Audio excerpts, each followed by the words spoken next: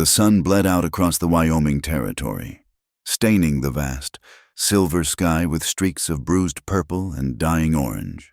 A relentless wind, borne miles away on the plains, swept through the gray-green sagebrush, its voice a low, mournful hum that promised a cold night.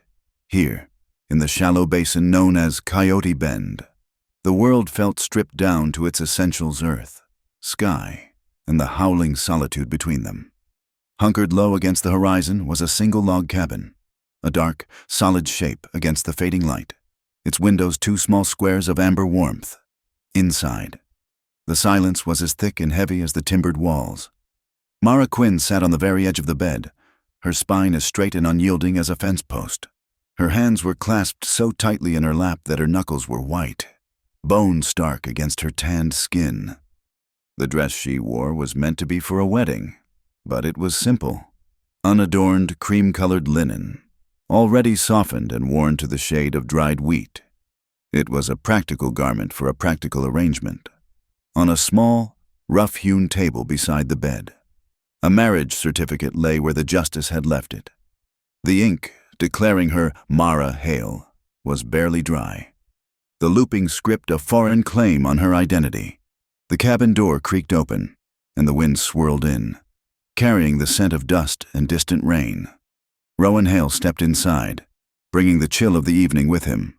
He was a broad-shouldered man, built not with the heavy muscle of a brawler, but with the dense, ropey strength of someone who worked from sunup to sundown. He moved with a quiet economy, each gesture deliberate. He closed the door, the latch clicking shut with a sound of finality that echoed in the small room. Without a word, he hung his wide-brimmed hat on a wooden peg by the door. His face, shadowed by the lantern light, was a map of hard years and quiet endurance, his eyes a steady, unreadable gray. He was a widower. The folks in the nearest settlement had said, a man of few words and solid deeds. He shrugged off his heavy duster, the canvas stiff with the grime of the trail, and hung it beside the hat. The space between them crackled with an unspoken tension. It wasn't the eager, nervous energy of newlyweds, but something quieter, deeper. It was a silence filled with questions that neither of them knew how to ask, and answers that might never be given. There was no expectation in the air, no pressing demand. There was only the sound of the fire whispering in the stone hearth, the rhythmic ticking of a simple mantel clock, and the constant, percussive whip of the wind against the cabin walls.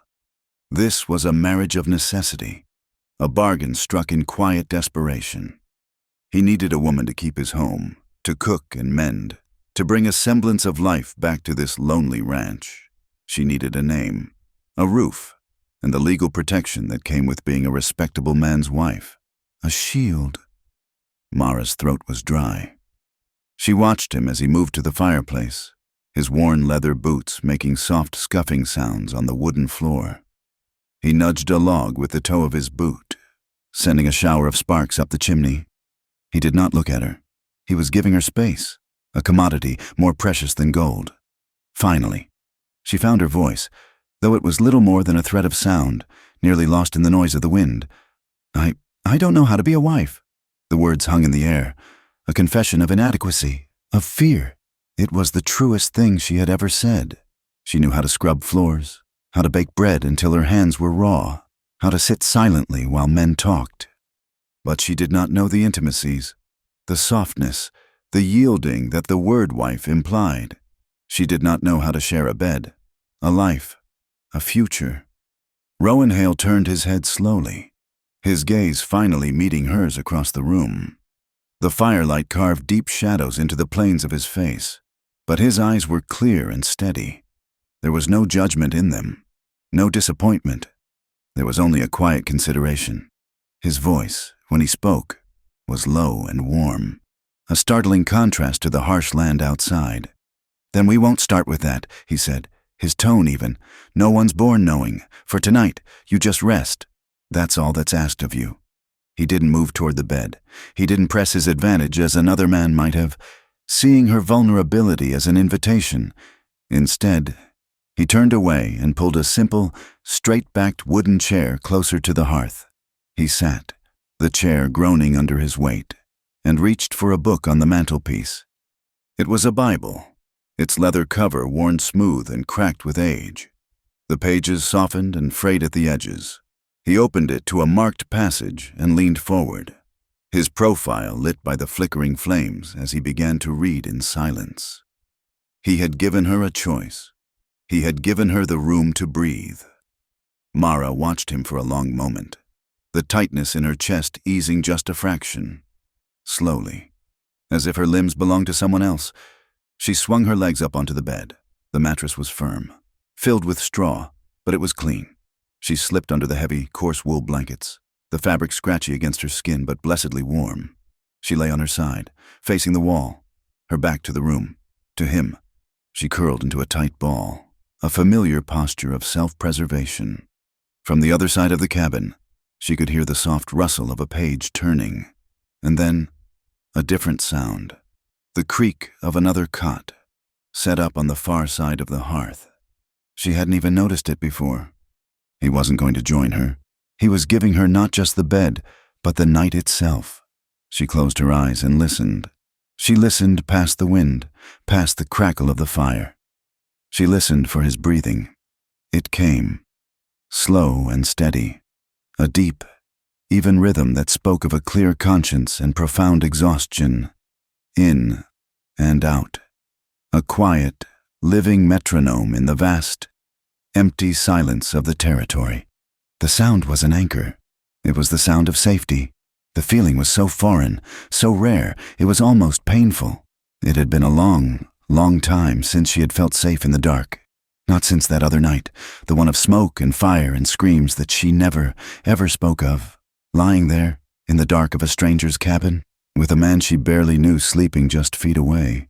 She felt a sliver of peace settle over her, a fragile truce with the ghosts that haunted her.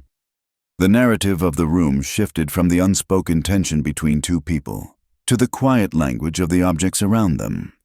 The air was rich with the smells of the frontier, the sharp, clean scent of pine from the log walls, the faint, sweet smell of curing leather from a saddle draped over a stand in the corner, and the warm, earthy smell of wood smoke and ash from the hearth. It was the scent of a life lived simply and honestly, a life tied to the land and the seasons. It was the smell of a home, sometime in the deep of the night, long after the fire had burned down to glowing embers and the cabin was filled with a profound darkness. Mara awoke. A small sound had disturbed her, the soft thud of the door closing. Panic, cold and sharp, lanced through her. But his breathing was still there, the same steady rhythm. He had not left. She drifted back to sleep, the brief fear forgotten, chalked up to a dream. When morning came, light seeped through the cracks in the walls in pale gray stripes. The cabin was cold. The fire was out. Rowan was gone. His cot was empty. The blanket folded neatly at its foot. Mara sat up, her heart a nervous bird in her ribs. But then she saw them. Her shoes. She had left them by the door when she'd first entered the cabin. 2 worn, scuffed leather shoes with soles so thin she could feel every pebble on the road. Now, they sat in the exact same spot, but they were different. She slid out of bed, the cold floorboards shocking her bare feet, and crept closer. She knelt down. The cracked leather had been cleaned and treated with some kind of oil, making it supple again, and the soles were new. Thick pieces of fresh, sturdy leather had been expertly stitched onto the bottom of each shoe, the thread neat and tight, the work of a patient and skillful hand. He had taken her broken things while she slept and made them whole again. He had said nothing, asked for no thanks. He had simply seen a need and met it. Mara ran her fingers over the new stitches, a strange warmth spreading through her chest, a warmth that had nothing to do with the morning sun. On the table, beside the unread marriage certificate, lay a simple brass ring. It was old, its surface dull and slightly uneven, a humble, handmade thing. In the pale morning light, it seemed to glow with a soft, internal fire. It was a symbol of their union, a physical manifestation of the paper contract, a fated object, waiting, but no one had worn it yet. It sat there, a silent promise of a future that was still unwritten, a story waiting for its true beginning. 3 months before, Silver Butte, Kansas. The sun was not a mercy here. It was a judgment. It hung in a bleached white sky like a hammer poised to fall, scorching the very air, baking the red dirt into a cracked, brittle shell. The heat was a physical weight, pressing down on the clapboard buildings, warping the wooden sidewalks, and sucking the life from everything that tried to grow. This was not the thin, cold wind of Wyoming. This was a suffocating, dusty blanket that offered no relief. For Mara Quinn. The day began and ended with this heat. It began with the grit of dust between her teeth before dawn, and it ended with the caked salt of dried sweat on her lips long after dusk. She was a ghost in this town, a piece of driftwood washed up on the banks of a dry, unforgiving river. Her life was a rhythm of hard, repetitive labor. She moved from the back door of the saloon to the kitchen of the boarding house, taking whatever scraps of work were offered. Her hands were permanently raw, scalded by the greasy dishwater at the dusty drover's saloon, where she scrubbed pots and plates from sunup until the last card game folded. The stench of stale beer, unwashed men, and cheap tobacco clung to her clothes. From there, she would walk to the Widow Hanson's small dairy, her muscles screaming, to milk the 2 bony cows. The rhythmic pull and squeeze was a comfort, the only quiet moment in her day. The warm, sweet smell of the milk, a small reprieve. Then, it was back to the boarding house kitchen, peeling potatoes, kneading dough, and tending a cast-iron stove that radiated a heat almost as malevolent as the sun outside. These skills were all she had left. The familiar weight of a knife in her hand as she chopped onions, the feel of dough coming alive under her palms, the hiss of water hitting a hot skillet. These were the things that kept the world from dissolving into a haze of fear and memory. This work was her anchor. It was the only proof she had that she was still a person, still whole, still capable of doing something in a world that had tried to unmake her. But the work was not enough to shield her from the town. Silver Butte was a hard place, and it did not trust what it did not understand. And it did not understand Mara. She was the stranger, the preacher's girl, left behind and adrift. And because she was young, and carried her grief with a straight spine and a silent mouth, the whispers started. Too quiet, that one. The women would murmur over their sewing at the general store, their eyes tracking her as she bought a small bag of flour. Trouble follows a girl like that. Pretty thing, the men would say, lounging on the saloon porch, their gazes lingering in a way that made her skin crawl. And pretty always means deceitful, mark my words. The whispers were a poison, slow and steady. They were a judgment passed without trial, a sentence delivered by bored, suspicious minds. They were as dangerous as any bullet, a form of violence that left no visible marks but chipped away at her soul, day by day. She learned to walk with her eyes down, to make herself small, to be as unobtrusive as the dust motes dancing in the punishing sunlight. Her father, Luther Quinn, had been the opposite. He was a man built of righteous fire and quiet compassion. He had come to Silver Butte with a Bible in one hand and a carpenter's hammer in the other, believing he could build a house of God in a town that had forgotten him. He was a man of contrasts. His hands were calloused and hard from building the chapel pews himself, but his touch had been gentle when he'd tended to Mara's scraped knees as a child. His voice could boom with Old Testament fury from the pulpit, condemning the sin that festered in the town's shadows. But it could soften to a whisper when he spoke to a parishioner in need. His softness was his undoing. Luther Quinn believed in bearing witness. He believed in the power of the written word, not just the holy one, but the factual one. In a worn, leather-bound ledger, he recorded the town's life, the births, the baptisms, the marriages, and, to his peril, the sins. He wrote down the names of men who came to him in drunken confession. He wrote down the rumors he heard from frightened women. He wrote down the numbers on cargo wagons that arrived in the dead of night. Wagons that seemed too heavy, too guarded, for the simple dry goods they claimed to carry. He recorded the names of the wicked. He was warned. The whispers against him were darker, more pointed, but Luther was a shepherd, and he would not abandon his flock, even the wolves among them. The end came on a Tuesday. The sun was at its zenith, the heat a white glare. Luther was on the steps of his small, whitewashed chapel, sweeping the dust from the porch. Mara was inside, polishing the simple wooden altar. She heard the single, sharp crack of a rifle. It was a sound so common in Silver Butte that it was almost meaningless, but this one was different. It was followed not by a shout or a laugh, but by a heavy, final thud. She ran to the door. Her father was face down on the steps he had just swept. A dark, impossible stain was spreading across the back of his simple black coat, soaking into the thirsty white wood of the porch.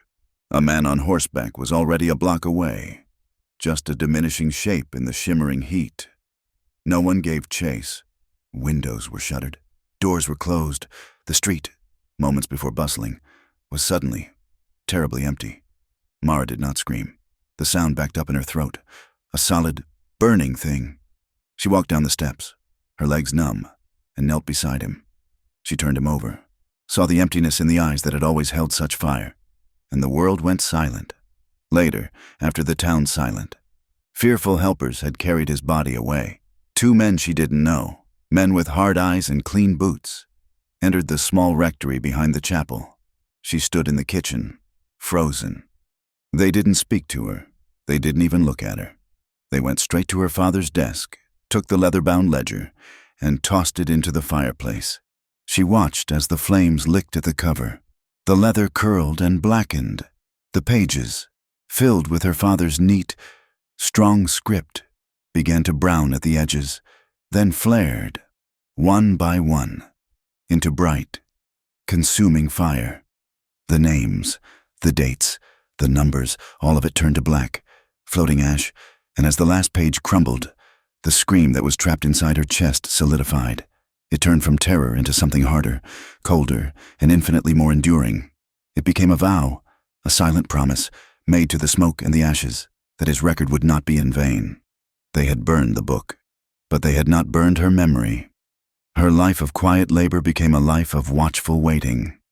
And then, 2 weeks after the fire, in the dead of night, the real world came crashing through her kitchen door. It wasn't a knock.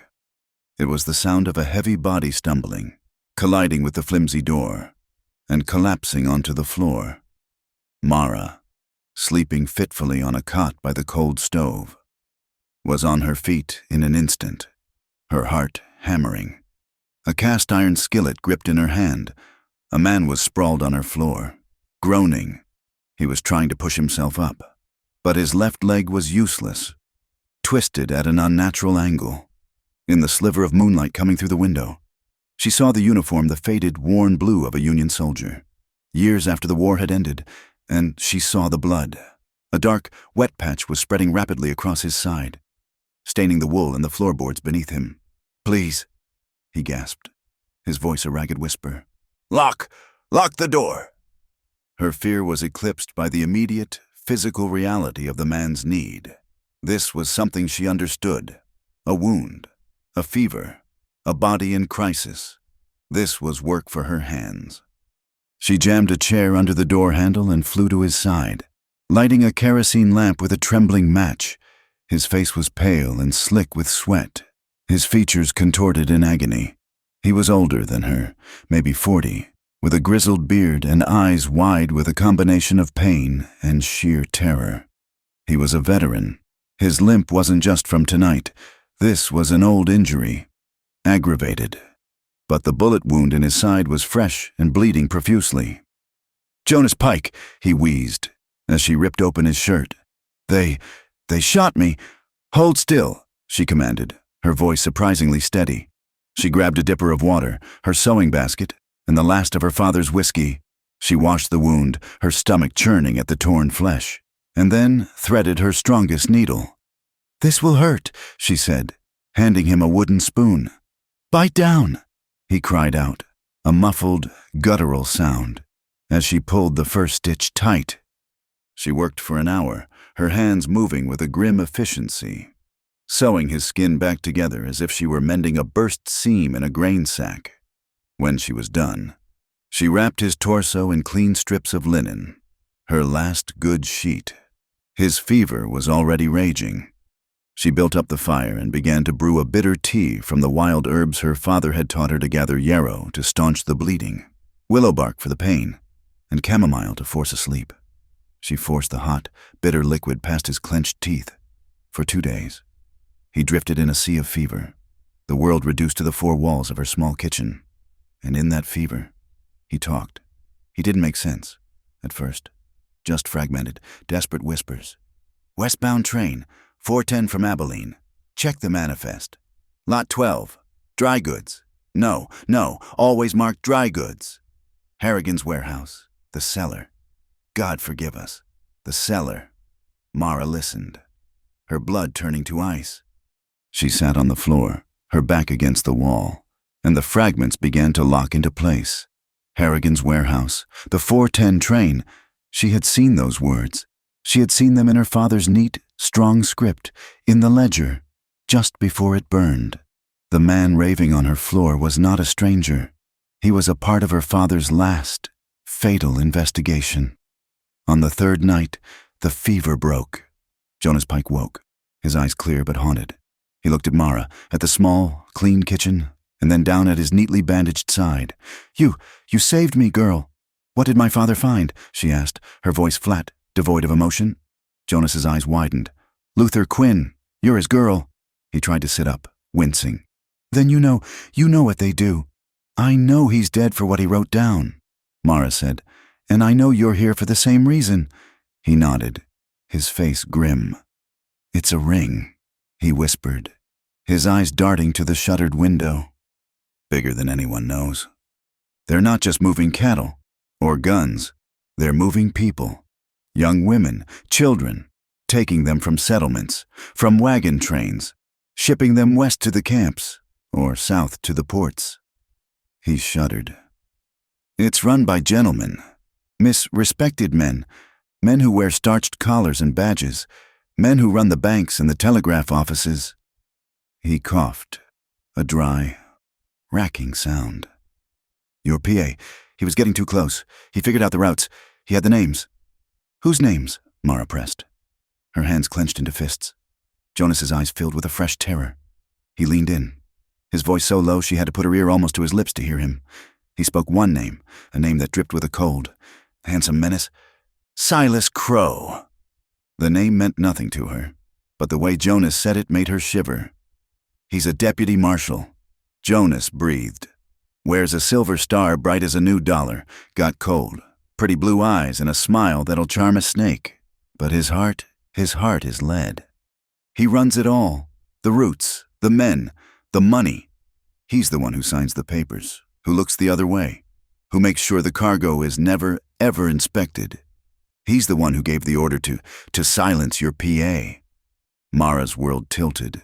The law, the very men who were supposed to protect them, were the ones preying on them. The star on Crow's chest wasn't a shield. It was a license. "I was one of them," Jonas confessed, shame washing over his face. "I worked the rail yard. I changed the manifests. I didn't know, not at first. I just thought it was contraband. But then I saw a little girl's shoe fall from a crate." He stopped, unable to continue. "I went to your PA. I told him everything. We were going to expose them. They found out." He reached inside his torn shirt, his fingers fumbling with a hidden pocket. He pulled out a small, folded piece of paper, already stained with his blood. I sent a letter, before they got to me. Sent it north, to Wyoming." "A letter to who?" "A man," Jonas said, his breath hitching. "An old friend, my captain, from the war." His eyes seemed to look past her, into a field of fire and smoke. "Rowanhale. He carried me from the field at Antietam. My leg was shattered, left for dead. He just picked me up and walked. Didn't ask why, didn't ask if I was worth it. He just did." He pressed the paper into her hand. It wasn't the letter he'd sent. It was a name. Rowan Hale, Coyote Bend, Wyoming Territory. "If I don't make it?" Jonas whispered, his strength failing. "If they find me, you go to him. You tell him Jonas Pike sent you. You tell him about Crow. He'll know what to do. He's a good man, a quiet man, but he's solid. Solid as the mountains." Jonas Pike slipped back into an exhausted sleep. Mara sat in the moonlight, the name Rowan Hale burning in her mind. A single, tiny spark of possibility in a world that had gone completely dark. She now had a name for her vow, and she had a destination. He arrived as the long shadows of late afternoon began to swallow the street. The oppressive Kansas heat had finally broken, leaving a weary, dust-choked stillness in its wake. Rowan Hale did not look like a savior. He looked like the land he'd come from weathered, solid, and quiet. He rode a sturdy bay gelding and led a small, high-wheeled wagon with a canvas cover. He found the rectory, a small, sagging structure behind the fire-scarred chapel. He tied his horse to the hitching rail and knocked once, a solid rap of knuckles on wood. Mara opened the door. She had been expecting him, ever since Jonas Pike's fever had broken and his strength had begun, slowly, to return. Rowan Hale's gaze was direct, his gray eyes taking in her worn dress, the dark circles of exhaustion under her eyes, and the defiant set of her jaw. His gaze held no pity. Pity was a luxury, a soft emotion for people who weren't in danger. His look was one of assessment, of measuring a problem. He nodded, a short, clipped gesture, and stepped past her into the small kitchen. "Jonas," he said. Jonas Pike, pale and thin, was propped up on the cot Mara had slept on for weeks. A look of profound, agonizing relief washed over the veteran's face. "Rowan, God Almighty, you came. You sent for me," Rowan said, as if this explained the entire 1,000-mile journey. He looked at the bandages on Jonas's side, the clean, tight stitches. He turned his gaze back to Mara. "You did this." "I did?" she said, her voice quiet. Rowan nodded again. He listened.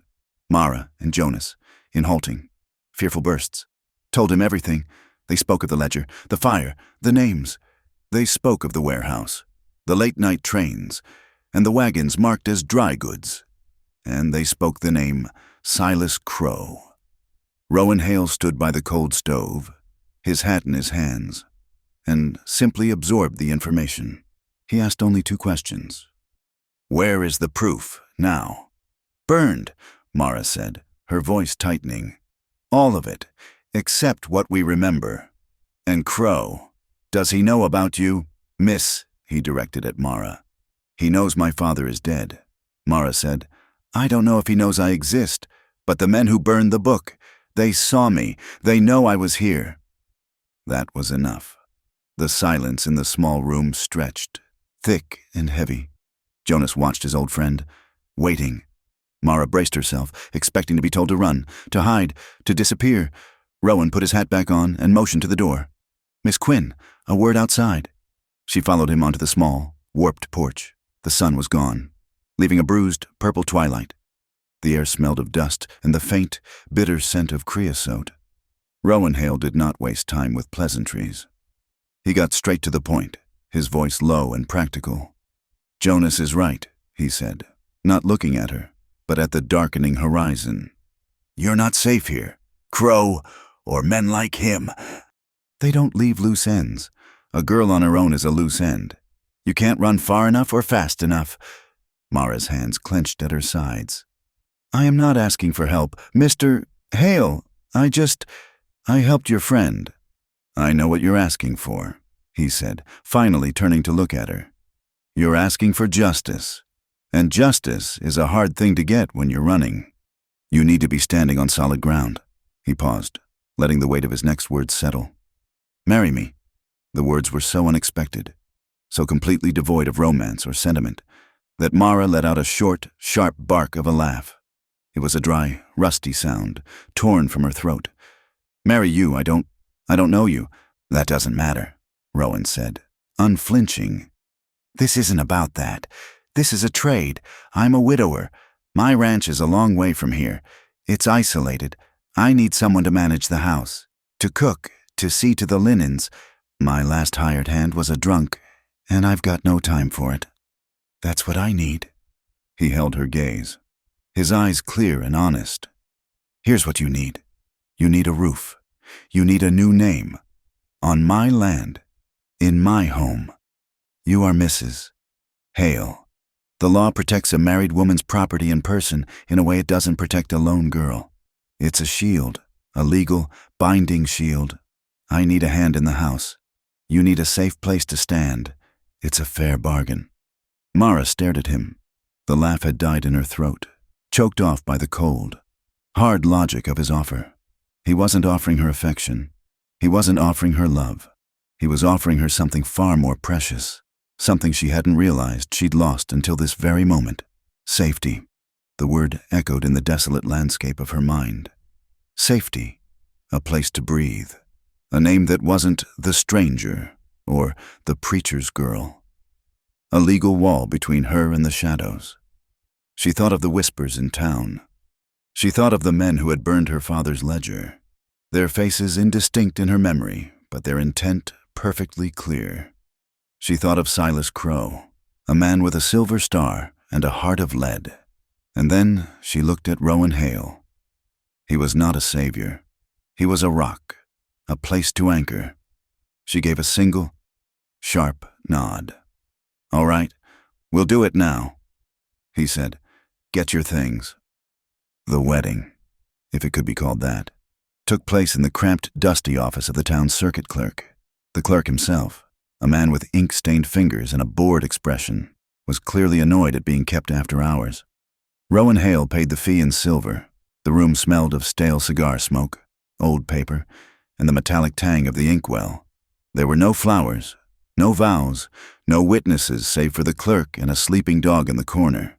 Mara's hands were trembling so badly she could barely sign her name Mara Quinn for the last time. Rowan's signature was strong and clear. Rowan Hale. The clerk didn't even look up. He took a heavy wooden stamp, inked it on the purple pad, and brought it down on the certificate with a dull, final thump. Then he did the same on a small receipt for the fee. Some of the ink, wet and dark, got on Mara's hand. She stared at the smudge on her knuckles. It wasn't a ring. It was a brand, a legal seal. It was her new armor, her talisman. Before they left Silver Butte, Rowan made one last arrangement. He had found a freight wagon driver, an old acquaintance, who was heading west on a different route, towards Colorado. "Jonas will ride with him," Rowan told Mara as he loaded her single, small bag into his own wagon. "It's better we split up. Divides the risk. Jonas will be safe there. He can heal." It was done. No discussion, no argument. Just a solid, executed plan. Rowan Hale didn't just solve problems, he anticipated them. The wagon was small, loaded with provisions. He had his bay gelding tied to the tailgate, and a single sturdy mule hitched to the wagon itself. "It's slower," he said, gesturing to the mule. "But it's steadier, and it won't quit. We're not in a hurry. We just need to arrive." Before climbing into the wagon, Mara had one last stop to make. She walked alone, as the last vestiges of light faded from the sky, to the small, wind-swept graveyard on the edge of town, Ash Hollow. It was a place of splintered wooden crosses and sun-scorched earth. She found her father's grave easily. It was the newest one, the wooden cross still pale, the mound of dirt still raw. She knelt and placed her hand the one with the ink smudge on the rough wood. The silence here was different from the silence in the cabin. This was the silence of loss, of things finished too soon. "I'm going, Father," she whispered to the wind. "But I'm not running. I'm just finding higher ground." She pressed her fingers into the wood. "They burned your book." "But they didn't burn me. I remember every name Jonas said. I remember every route. I won't let them win. This isn't over. I swear it." She stood, turned her back on Silver Butte, and walked to the wagon where Rowan Hale waited. She climbed up onto the hard wooden seat beside him, and without a word, he snapped the reins. The wagon lurched forward, its wheels grinding in the red dust, and they moved north into the vast, swallowing darkness. The journey was a long, hypnotic rhythm of dust, sun, and silence. For days, they were two strangers, sharing a small, confined space, yet separated by a vast internal distance. Rowan Hale was not a man for small talk. His silence was not empty, it was watchful. He was constantly scanning the horizon, tasting the air, listening to the world around them, and he began to teach her. His words were spare, practical. He spoke only to impart information, to give her the tools of this new life. "See that," he said one afternoon, pointing to a shift in the high, thin clouds. "The wind is turning. It'll come from the north by tonight. Means a cold camp." He taught her to read the ground. "Shod horse," he'd say, pointing to a track. "Riding hard. Passed this way 3, maybe 4 hours ago. Heading east." He taught her to listen. Hear that the change in the wind's whistle means we're coming up on broken land. A gully. Be ready for the wagon to tilt. One evening, as they made camp, he handed her a length of rope. "You need to know knots," he said. "Your life can depend on a knot that holds." He showed her a bowline, his thick, calloused fingers moving with surprising deftness. "This one won't slip, no matter the load. Learn it." Mara's hands, raw from the lye soap in Silver Butte, were clumsy. She fumbled with the rope, her fingers stiff and uncooperative. The rope was rough, abrasive. He didn't offer to help. He just sat, sharpening his knife on a whetstone, and waited. He was not treating her as a fragile woman. He was treating her as a partner in survival. It took her 20 minutes, her frustration mounting, until she finally got the loop to hold. She pulled. It held tight. A small, hard knot of a victory. She learned the rhythm of this new life, a life stripped down to its essentials. Fire before dawn. Coffee, strong and black, boiled in a tin pot. Breaking camp. The long, slow creak of the wagon wheels. The heat of the day. The vast, empty sky. Making camp after dusk. A simple meal of beans and jerky. Checking the animals. And then, the cold. Star-filled dark. Rowan slept on a bedroll under the wagon, giving her the relative privacy of the wagon bed. His breathing, just as it had been in the cabin, was the first sound she heard when she woke, and the last she heard as she drifted off a slow, steady anchor in the wilderness. As they moved north, the land changed. The flat, red plains of Kansas gave way to the high, rolling sagebrush country of Wyoming. The air grew thinner, cleaner, and colder. In the distance, the mountains appeared, a jagged blue line of snow-capped peaks that seemed to hold up the sky. After nearly 3 weeks, they crested a low ridge, and Rowan pulled the mule to a halt. "There," he said, below them, in a shallow basin carved by a winding creek, was the ranch, Coyote Bend. It was just as she had first seen it on their wedding night, a single, solid log cabin and a large, sturdy barn, hunkered down against the wind. It was the most isolated place she had ever seen. It was stark and lonely and beautiful, and it was safe. They drove down into the basin. Rowan didn't say welcome home. He simply unhitched the mule and began to tend to the animals, the work of the trail seamlessly blending into the work of the ranch. "The well is by the barn," he called to her. "Woodpile is behind the house. The cabin it's your space to manage now." He didn't carry her over the threshold. He didn't make any gesture of romance. He simply opened the door, which scraped slightly on the floor, and stepped aside to let her pass. She entered first. The cabin was cold and still, smelling of old wood smoke, leather, and the faint, masculine scent of him. It was a man's home. Clean, but Spartan. A thick layer of dust covered everything. He had been gone for weeks. She put her small bag on the floor. This was it, her new life. She was Mrs. Hale. She looked at the cold stove, the empty pantry shelves, the single chair by the hearth. This was the bargain. Rowan brought in the provisions from the wagon sacks of flour, beans, coffee, and salt. He placed them on the kitchen table. "It's not much, but it's a start. The larder in the root cellar should still be good." As she began to unpack the food, putting the sacks away, she opened a small wooden chest by the dry sink. Inside were linens. Not fine linens, but coarse, practical, homespun cotton, a few bed sheets, and a small, neat stack of new kitchen towels. She pulled one out. It was rough to the touch, built to scrub and last. Along the hem, a simple line of stitching had been sewn, thick and sturdy, in a dark brown thread. It was the thread of a harness mender, of a man who worked with leather and canvas, the kind of thread a man would use to repair a saddle or a pair of broken shoes. Mara looked at the towel, at the strong, practical stitching. She looked at her own hands, the ink stain long faded, but the memory of it sharp. She walked to a small wooden peg by the sink and hung the towel. It was the first act of her new life, the first small piece of order she had placed in this wild, empty land.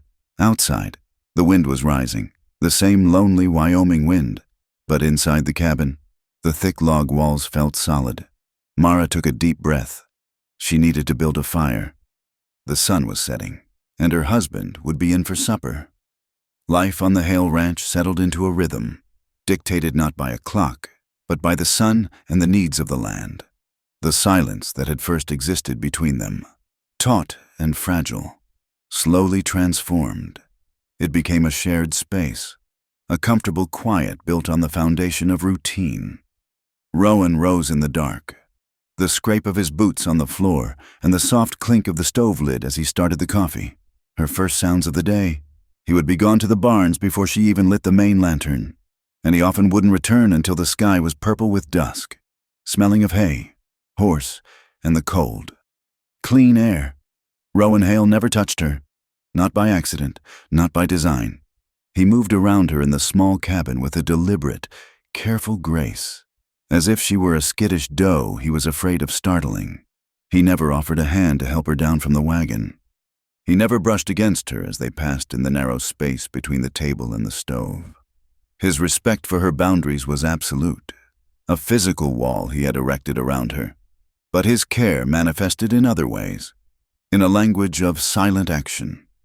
The cabin door had a hinge that groaned, a high, mournful sound that set Mara's teeth on edge every time it opened. One morning, she woke and the sound was gone. She went to the door and swung it open. It moved with a whisper. On the hinge, she saw the faint, dark sheen of fresh axle grease. He had done it in the pre-dawn dark, while she slept. A week later, the wooden handle on her heaviest cast-iron skillet, the one she used for his supper, worked itself loose, making the pan tilt precariously. She set it aside, planning to wedge it tight with a sliver of wood. The next day, she found the handle solid and secure, a new, tiny copper pin expertly driven through the wood and metal, holding it fast. He had seen the problem, waited until she was done, and simply fixed it. These small, unsigned acts of service became a daily occurrence. A wobbly leg on the kitchen chair was suddenly firm.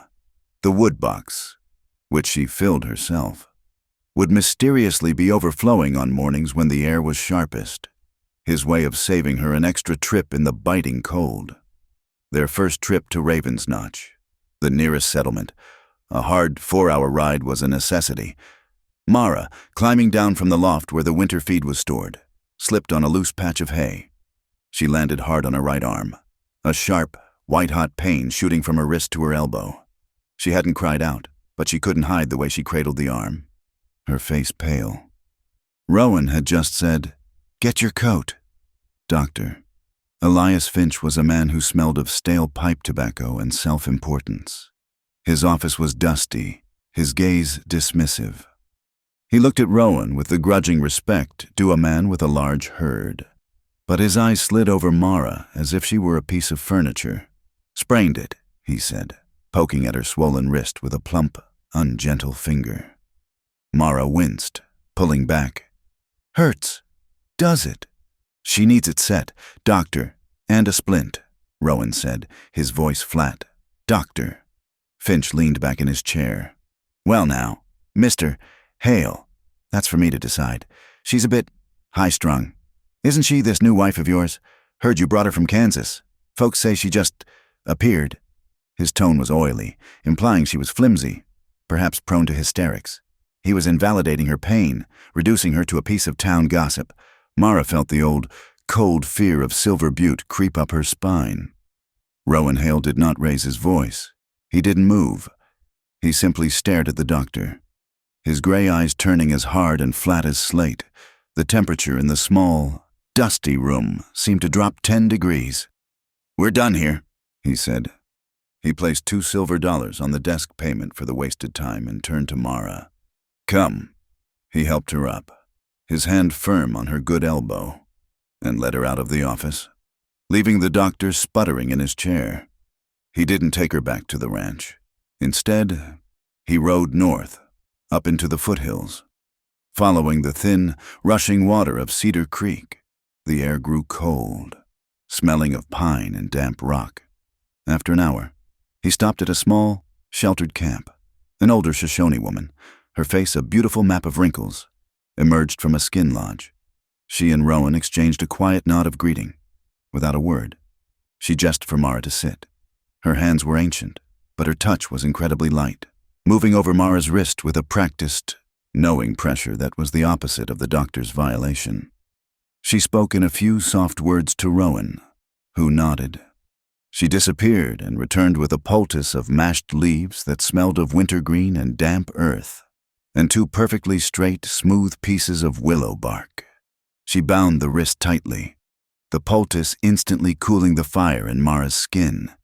The woman's eyes, dark and kind, met Mara's.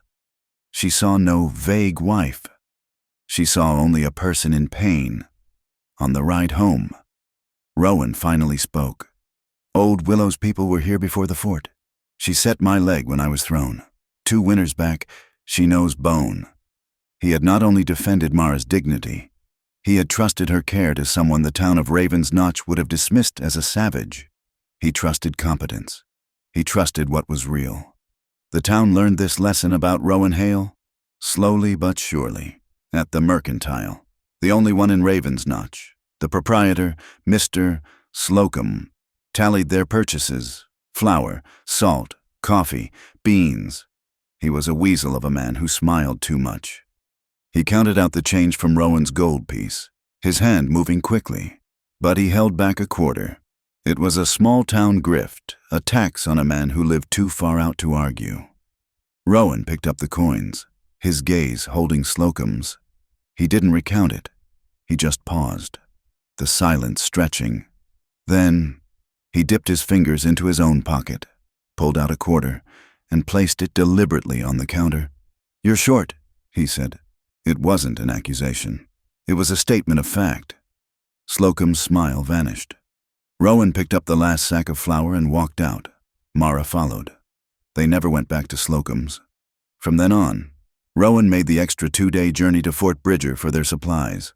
The cost in time was less than the cost of being disrespected. The final lesson came as the weather turned. Rowan hired a pair of drifters for the fall roundup. One, an older man named Jeb, was quiet and worked hard. The other was a young, cocky hand named Charlie, who couldn't stop talking and whose eyes lingered on Mara every time she came to the porch. One evening, Mara was bringing in dried laundry from the line. Charlie was lounging by the corral, smoking a hand-rolled cigarette. As she bent to pick up the basket, he let out a low, drawn-out whistle, a sound that was clear in its intent. Mara froze, the blood rushing to her face. She felt exposed, humiliated. Rowan was 50 feet away, tightening a cinch on his saddle. He didn't look up. He didn't acknowledge the sound. He just continued his work, his movements economical and precise. Charlie, emboldened by the lack of reaction, chuckled to himself and went back to his cigarette. That night, after supper, Mara heard Rowan's low voice outside the cabin, speaking to the 2 men. It was too quiet to make out the words. When she woke the next morning, Charlie's bedroll and horse were gone. Jeb remained, working with a newfound, almost reverent, diligence. Rowan never mentioned it. There had been no threats, no violence, just a clean, sharp, final decision. The word spread. as it always does, through Jeb, through Slocum, through Dr. Finch. Raven's Notch learned Rowan Hale's wife was not to be trifled with. Her name was not for their idle gossip. His protection was as quiet and as absolute as the mountains themselves, and as the shield of his name settled around her, Mara began to inhabit the life she had been given. The cabin, once just a shelter, began to feel like a home. She found the courage to open the small, cold root cellar, finding not just Rowan's stores, but the ghosts of his first wife. Jars of preserved berries, neatly labeled in a feminine hand. Sarah's strawberry, 1875. Mara felt a pang, not of jealousy, but of connection. She took a crock of sourdough starter, miraculously still alive, and began to bake. The scent of yeast, of rising bread and baking cornbread, began to fill the small cabin, mingling with the masculine scents of leather and pine. It was the smell of life, of continuity. She found wild thyme and sage on the hillside and hung them from the rafters to dry, her own mark on the space. She learned about Sarah in the same quiet way she learned everything else. One Sunday, she saw Rowan walk from the barn, not toward the herds, but up the small hill behind the cabin. In his hand, he held a small cluster of wild blue lupine. He went to a single cottonwood tree, where a small, fenced-off area lay. A simple wooden cross, weathered by 3 hard winters, stood at the head of a mound of earth. He stood there for a long time, his hat in his hands, his head bowed. He didn't kneel, he just stood witness. When he returned, his face was unchanged, his quiet intact. But Mara saw the faint grief that always lived behind his eyes, a shadow she recognized. She finally understood. His quietness was not an absence of feeling. It was a containment of it. He was a man who felt things so deeply. He had to build strong walls to hold them. He had loved his first wife, and he honored her. He had chosen to save Jonas, and he had done it. And he had offered Mara his protection, and he gave it completely. He was a man who chose his loyalties with care, and then defended them with a strength that needed no volume. His power was in his restraint. That night, they sat in their usual silence after supper. He, by the fire, mending a piece of harness. She, at the table, mending one of his shirts. The air was comfortable. In town that weekend, at the market at Fort Bridger, the whispers had followed them. "That's Hale, the one who married that stranger from Kansas." Mara had tensed, her old instinct to flee, to make herself small, rising up. She had felt, rather than seen, Rowan move. He simply came to stand at her back, less than a foot away, as she examined a bolt of cloth. He didn't touch her. He didn't speak. He just stood there, a solid, warm presence, his shadow falling over her. He was a bulwark. He was a wall. The whispers had faded, intimidated by his simple, silent declaration. "She is with me, now, in the cabin." She finished her mending. She looked at him, his head bent over his work, the firelight catching the strong lines of his face. She felt a surge of emotion so new, so complex. She didn't have a name for it. It was gratitude, but it was more. It was respect. It was a burgeoning trust. She stood. He didn't look up. She went to the small chest where she kept her few things. From the bottom, she pulled out the shoes he had mended on their first night. The thick, sturdy leather of the new soles was scuffed now, from her work in the garden, from her trips to the stream. She walked past the door and over to the hearth. She knelt and gently, deliberately, placed the pair of mended shoes on the stone near his chair, where the firelight could warm them. It was not a request to mend them again. It was a statement, an offering, an answer to all his unspoken acts of care. It was the only way she knew how to say, "I see what you have done. I see who you are. Thank you." She went to her own cot on the far side of the room and slipped under the blankets. After a long time, she heard the sound of leather and harness being set down. She heard his footsteps. He stopped by the hearth. The silence was absolute. She didn't dare turn. She just lay there, her heart pounding, listening to the quiet. The first snow came early. not as a gentle dusting, but on the back of a fierce northern wind that swept down from the high peaks overnight. Mara awoke to a world transformed, bleached of color and sound. A thick white blanket covered the basin, muffling the world in a profound silence, broken only by the low moan of the wind as it sculpted the drifts against the cabin walls. Rowan was already outside, a dark, solid figure moving against the stark white, his breath pluming in the frigid air. He was breaking a path to the barn, his movement steady and powerful. Life did not stop for the snow. It simply became harder. After their morning coffee, a ritual now steeped in a comfortable, wordless routine, Rowan looked at her. "Today," he said, his voice quiet but firm, "you learn to ride." Fear, cold and sharp, pricked at her. I don't know how." "No one's born knowing," he said, echoing the words he'd spoken on their wedding night. "The snow is deep. If you need to get to town, or if I'm out on the range, you can't be trapped here. You need to be able to handle a horse." It was not a suggestion. It was a matter of survival. He led her to the corral. The mare, Sable, a beautiful, dark horse with intelligent eyes, snorted, her breath a cloud of steam. Rowan had chosen her specifically. She was steady, calm, and forgiving of mistakes. "She's more afraid of you than you are of her," he said, showing Mara how to hold the reins, how to approach without spooking the animal. His hands briefly covered hers as he adjusted her grip on the leather, his touch practical, impersonal, yet a current of warmth shot up her arm. It was the first time he had willingly initiated such contact. He helped her mount, his hands strong and sure at her waist, lifting her into the saddle.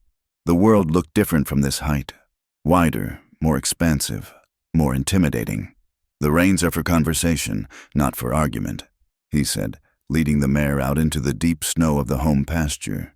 He walked beside her, his long strides easily keeping pace. "You don't just pull, you guide, you suggest." He made her walk the horse in long, slow circles. At first, Mara was stiff, her body rigid with fear, her hands gripping the reins in a white-knuckled hold. "You're fighting her," Rowan said, his voice calm. "She feels every muscle in your body. If you're tense, she's tense. Breathe, Mara." She forced herself to take a deep breath, the icy air burning her lungs. "Now," he said, stopping. "Let go of the pommel. Sit up straight. Feel the horse under you. Feel the way her muscles shift when she moves." He placed a hand on her knee, his touch firm through the thick wool of her trousers. "Feel with your knees. Don't just pull the reins. The horse listens to your legs, your balance. That's the real language." She did as he said, closing her eyes for a moment, trying to feel the rhythm of the animal, the subtle roll of its gait. She relaxed her grip on the reins, letting them rest lightly in her hands. She pressed her knees gently into Sable's sides, and the mare responded with a slight turn of her head, a flick of her ear. It was a conversation. A small smile touched Mara's lips. She was doing it. The wind, however, was growing stronger. It began to whip the fine, loose snow from the ground, creating a blinding, swirling whiteness that erased the horizon. The temperature plummeted. The wind's low moan rose to a piercing shriek. "That's enough!" Rowan shouted over the gale. "We need to get inside, now!" He took the reins and led Sable, with Mara still mounted, toward the relative safety of the barn. The wind tore at them, a physical force that pushed and pulled, stealing their breath. By the time they reached the massive barn doors, Mara's face was numb with cold, her clothes stiffening with ice. Rowan slid the heavy door open just enough for them to slip through, then slammed it shut against the raging storm. Inside, the world was suddenly still. The roar of the wind was reduced to a muffled howl. The air was cold, but free of the wind's bite, and filled with the warm, living smells of hay, animals, and cedar shavings. The other horses whinnied softly in their stalls, their large bodies radiating a gentle heat. It was a sanctuary. Mara slid from the saddle, her legs trembling from a combination of cold and exertion. Rowan was already at work, uncinching the saddle, his movements efficient and sure. "Storm settling in," he said, his back to her. "We'll be in here for a while." He led Sable to her stall, gave her a rub-down with a rough cloth, and filled her trough with fresh hay. Then he went to a corner of the barn where a large, pot-bellied iron stove stood. Cold and silent, he knelt, shaved kindling from a piece of dry pine, and struck a match. A small flame flickered to life, and soon a welcome crackling sound filled the quiet. A low, radiant heat began to push back against the cavernous chill of the barn. He pulled over 2 wooden crates for them to sit on, placing them near the growing warmth. They sat in silence for a long time, watching the flames dance behind the small iron grate, listening to the storm rage outside and the soft sounds of the horses shifting in their stalls. The rhythmic munching of hay was a peaceful, steady counterpoint to the fury of the wind. The warmth began to seep into Mara's bones, and with the warmth, an exhaustion she hadn't realized she was carrying. The tension of the riding lesson, the shock of the cold, and now this sudden, enforced stillness. It began to wear down the walls she so carefully maintained. She found herself staring into the fire, the orange light hypnotic. The shadows it cast on the rough-hewn walls of the barn danced like ghosts. And with the ghosts, the memories came. "My father's chapel," she said, her voice so quiet it was almost lost in the crackle of the fire. It burned. Rowan turned his head, his face unreadable in the flickering light. He said nothing. He simply listened, giving her the space to continue. "I still dream about it," she confessed, the words tasting like ash in her mouth. "The smoke. I dream of the smoke. It's so thick, you can't breathe. And the heat, it feels like it's melting your skin. But the worst part is the sound of the pages, of his ledger, turning to ash." She wrapped her arms around herself, a sudden, violent shiver racking her body, a tremor that had nothing to do with the cold. "In the dream, I try to scream, but no sound comes out. I'm just trapped. I'm always trapped." She was back there, in the small kitchen in Silver Butte, watching the flames consume the last tangible piece of her father. The silent vow she had made felt 1,000,000 miles away, replaced by the raw, helpless terror of the moment. Rowan moved. He shifted his crate closer to hers. Then, slowly, deliberately, he raised his hand. It was a large, calloused hand, a hand that knew only hard work. He hesitated for a fraction of a second, then gently placed it on her chest, over the thick wool of her coat, right over her heart. His hand was not heavy, not possessive. It was just there, a warm, solid, grounding weight. "Breathe with me," he said, his voice a low, steady rumble. "Breathe in." He took a slow, deep breath, and she could feel the slight rise of his own chest through the connection of his arm. "Breathe out," he said, exhaling slowly. She tried to follow, but her own breath was shallow, ragged, caught in her throat. "Again," he said, his voice impossibly calm. "Breathe in." She closed her eyes, focusing only on the warmth of his hand and the sound of his voice. She drew in a shaky breath, feeling the air fill her lungs. "Breathe out." She let it out, a long, shuddering sigh. They continued like that for several minutes, in and out. A shared rhythm, his breath slow and steady, hers gradually matching his, the frantic, panicked tempo slowing, the tightness in her chest easing. The violent shiver that had seized her subsided, replaced by the steady, even beat of her own heart under his hand.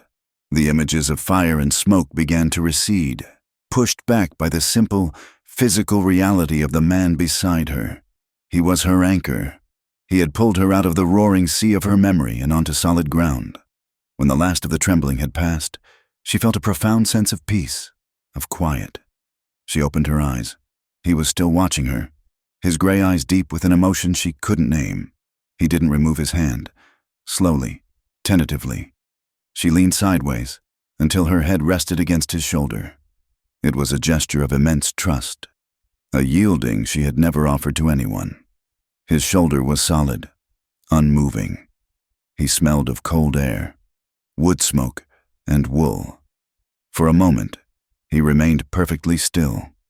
Then, he moved his other arm, not to encircle her, but to pick up a thick wool blanket that had been folded on a nearby hay bale. He gently draped it over her shoulders, tucking it in around her. It was an act of pure comfort, of warmth, devoid of demand. He was keeping her safe, not just from the storm outside, but from the one within, and he was not crossing the line she had drawn. They sat like that as the afternoon faded into a deep, stormy twilight. The wind howled, but inside their warm, firelit sanctuary, there was only peace.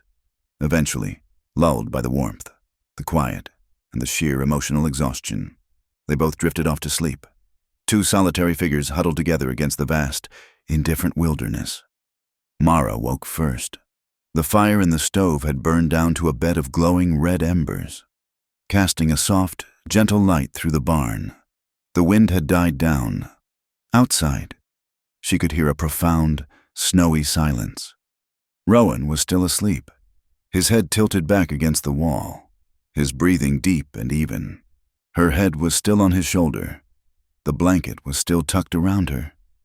She sat up slowly, careful not to wake him. She felt different. The space between them, once a chasm of unspoken agreements and careful distances, now felt smaller, warmer. Something had shifted in the long, dark hours. A wall had come down, not with a crash, but by a quiet, mutual consent to let it dissolve. A few days later, the storm had passed, leaving the world clean and bright under a sharp, blue sky. They took the sleigh to Fort Bridger for supplies. The air was crisp, the runners of the sleigh whispering over the packed snow, the small bells on the harness jingling a cheerful, rhythmic tune. The fort was bustling, a hub of activity for ranchers and trappers who had been snowed in. As they walked through the crowded main square, the noise and the people felt overwhelming after the solitude of the ranch. Mara, still feeling the fragile after-effects of her confession in the barn, felt a sudden need for connection, for a tangible reminder of the safety she had found. As they passed the blacksmith's shop, the clang of the hammer ringing in the cold air, she made a decision. It was a small thing, but it was everything. She reached out and slipped her hand into his. Her fingers were cold. His were warm from his leather gloves. She expected him to pull away, to be surprised, to react in some way to this breach of their unspoken contract. Rowan didn't even break his stride. He simply turned his hand and laced his fingers through hers, his grip firm and sure. He gave her hand a gentle, almost imperceptible squeeze. It was a simple, profound act of acceptance. It was not a question or a surprise. It was an answer. It felt as natural, as right, as if they had been walking this way for years. The romance between them continued to grow, not in grand declarations, but in these small, quiet gestures. He would take off his own woolen scarf and wrap it around her neck when the wind was particularly sharp. She would wake early to have hot coffee waiting for him, a silent offering before his long day. He would come in from the cold and rub her frozen hands between his own until the feeling returned, his touch gentle and careful. As they finished their shopping and headed back to the sleigh, a single, brilliant ray of sun broke through the edge of a cloud, striking the snow and making it glitter as if it were scattered with diamonds. The sound of the sleigh bells seemed to hang in the crisp, clean air, a promise of something new, something hopeful. Mara looked at their joined hands, her small, pale fingers laced with his strong, tanned ones. And for the first time since she had left Silver Butte, she felt the unmistakable, unbelievable sensation of coming home. The fragile peace of the high country, built over weeks of shared silence and falling snow, shattered on a Tuesday. It was a day so bright and cold that the air itself seemed to crackle. They were in Raven's Notch, their sleigh tied outside the newly opened mercantile, the one Rowan had chosen to patronize. When he arrived, he didn't ride a tired ranch horse. He rode a tall, black gelding with a proud arch to its neck, a horse too fine for a simple deputy. The man himself was just as polished. His boots were shined. His coat was a fine, dark wool, tailored to his frame, and on his chest. The five-pointed silver star was not a dull, functional piece of tin, but a glaring, silver mirror that caught the sun and threw it back like a weapon. His name was Deputy Silas Crow, and his smile was as thin and sharp as a razor's edge. He reined in his horse, a picture of immaculate civil authority. The townspeople nodded respectfully. "Deputy." He nodded back, his gaze sweeping the street, until it landed on Mara, and it stopped. It was not a look of recognition, not at first. It was a look of appraisal, the kind of lingering, calculated gaze that strips a person down to their component parts. Mara froze, her hand, halfway to a sack of beans, clenched into a fist. She felt the sudden, visceral chill of Silver Butte, the memory of alleys, of whispers, of being prey. Rowan, who had been speaking to the proprietor, went silent. He didn't turn or move. He simply became a solid, unbreathing presence at her side. He had seen the look. He understood the shift in the air. Crow's thin smile widened, a slow unfolding of menace. He swung down from his horse, his movements fluid and unnervingly graceful. He strode toward them, the jingle of his spurs the only sound in the suddenly quiet street. He stopped a few feet away, pushing his hat back just slightly. His eyes were a startling, cold blue. He looked past Rowan, his focus entirely on Mara. He tipped his hat, a gesture of perfect, mocking politeness. "Well now," he said, his voice smooth, almost pleasant, with a low, confident drawl. "It is a small world, indeed. Meeting again so far from home, ma'am." The words hit Mara like a physical blow. Meeting again. He knew. He had always known. She had never been lost, never been safe. She had only been uncollected. The implication was sickening, a violation that reached back through time, tainting the safety she had built. The air in her lungs turned to ice. She could smell the smoke from her father's burned ledger. Rowan stepped forward, a small, half-step that placed his body partially in front of hers. He didn't challenge the deputy. He simply occupied the space. "My wife," Rowan said, his voice flat. "A piece of granite. Mrs. Hale." Crow's blue eyes flicked to Rowan, his smile unwavering. He measured the rancher in a single, comprehensive glance. "Mr. Hale." "A pleasure. You've a fine-looking wife." He let the word hang, infusing it with a private, dirty meaning. "But one must be careful with strays. You never know what kind of trouble they'll bring to your door." He tipped his hat again, a final, insolent gesture. "Ma'am, Mr. Hale." He turned, swung back onto his black gelding, and rode down the street, a perfect, gleaming symbol of the law, leaving a trail of poison in his wake. The ride back to the ranch was a journey into a new, cold silence. The comfortable quiet they had shared was gone, replaced by a dense, heavy dread. The sleigh bells, once cheerful, now sounded like a rattling warning. Mara sat rigid, her hands locked in her lap, her gaze fixed on the endless white horizon. She was no longer Mara Hale, rancher's wife. She was Mara Quinn, the witness, the loose end. Rowan didn't speak. He just drove, his jaw set, his eyes constantly moving, scanning the ridges, the gullies, the dark stands of pine. The land was no longer their sanctuary. It was a trap. When they reached the cabin, he didn't unhitch the sleigh. He led the horses straight into the barn, a place of warmth and sanctuary, and slid the heavy door shut, plunging them into a dim, hay-scented twilight. He lit a lantern, the flame casting long, dancing shadows. The barn, the place of her confession, of their first, true connection, now felt like a bunker. He turned to her. His face was carved from shadows. "Tell me," he said. It wasn't a question. It was the same command from their wedding night. "Tell me everything, not just the whispers, not just the fear, the names, the roots, everything Jonas told you, everything your father wrote down." And so she did. The walls she had kept around that last, black core of memory finally crumbled. She spoke, her voice low and steady. a stark contrast to the terror pounding in her chest. She gave him the names of the gentlemen from her father's ledger.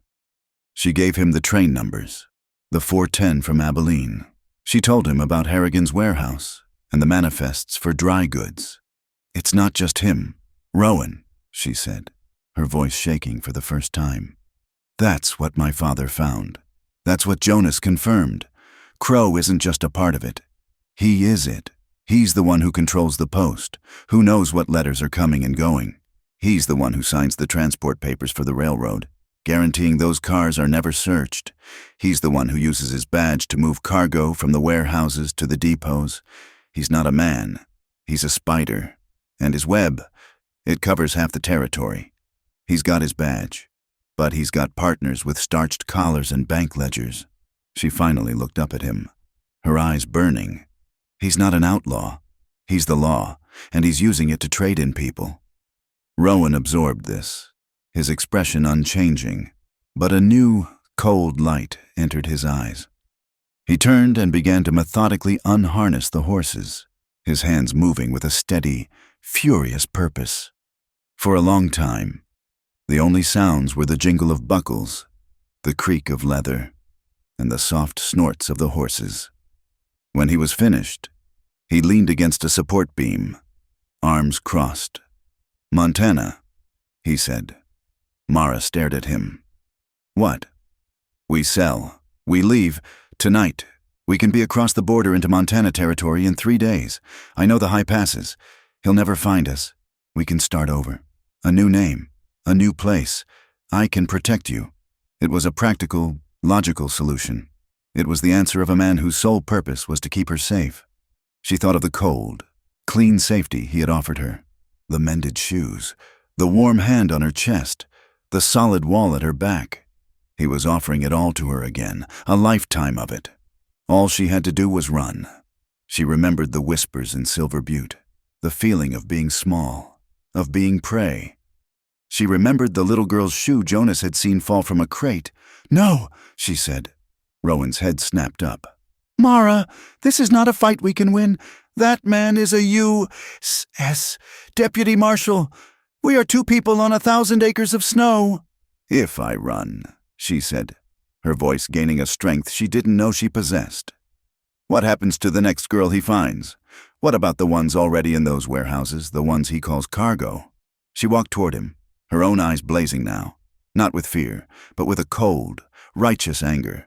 "My father died for that ledger. Jonas Pike was shot for what he knew. I ran once. I came here. I took your name. I hid, but that man just rode into our town and smiled in my face. He smiled. He's not afraid, because he knows people like me just run." She stopped in front of him. "I will not run. I will not let my father's death be for nothing. I will not be your stray. Rowan, I will be his witness." A long, silent battle passed between them. He saw the iron in her spine. He saw the girl he had married for convenience had become a woman he could not command, only support. And in that moment, his goal shifted. It was no longer just to protect her. It was to stand with her. He nodded once, a sharp, final decision. "Not Montana, then," he said, his voice low. "Fort Bridger." Hope, sharp and painful, pierced through her. "The Army." Crow's badge stops where the Army's jurisdiction begins. The fort is a federal military court. They have the power to arrest a U.S. Marshal if the proof is strong enough. He pushed off the beam and walked to a locked wooden chest in the corner. A chest she had never seen him open. He unlocked it. Inside, beneath a folded officer's uniform from the war, was an oilskin pouch. He pulled it out and handed it to her. She opened it. Inside was a stack of papers, covered in a familiar, shaky script. It was a full deposition. Jonas Pike, being of sound mind. It detailed everything.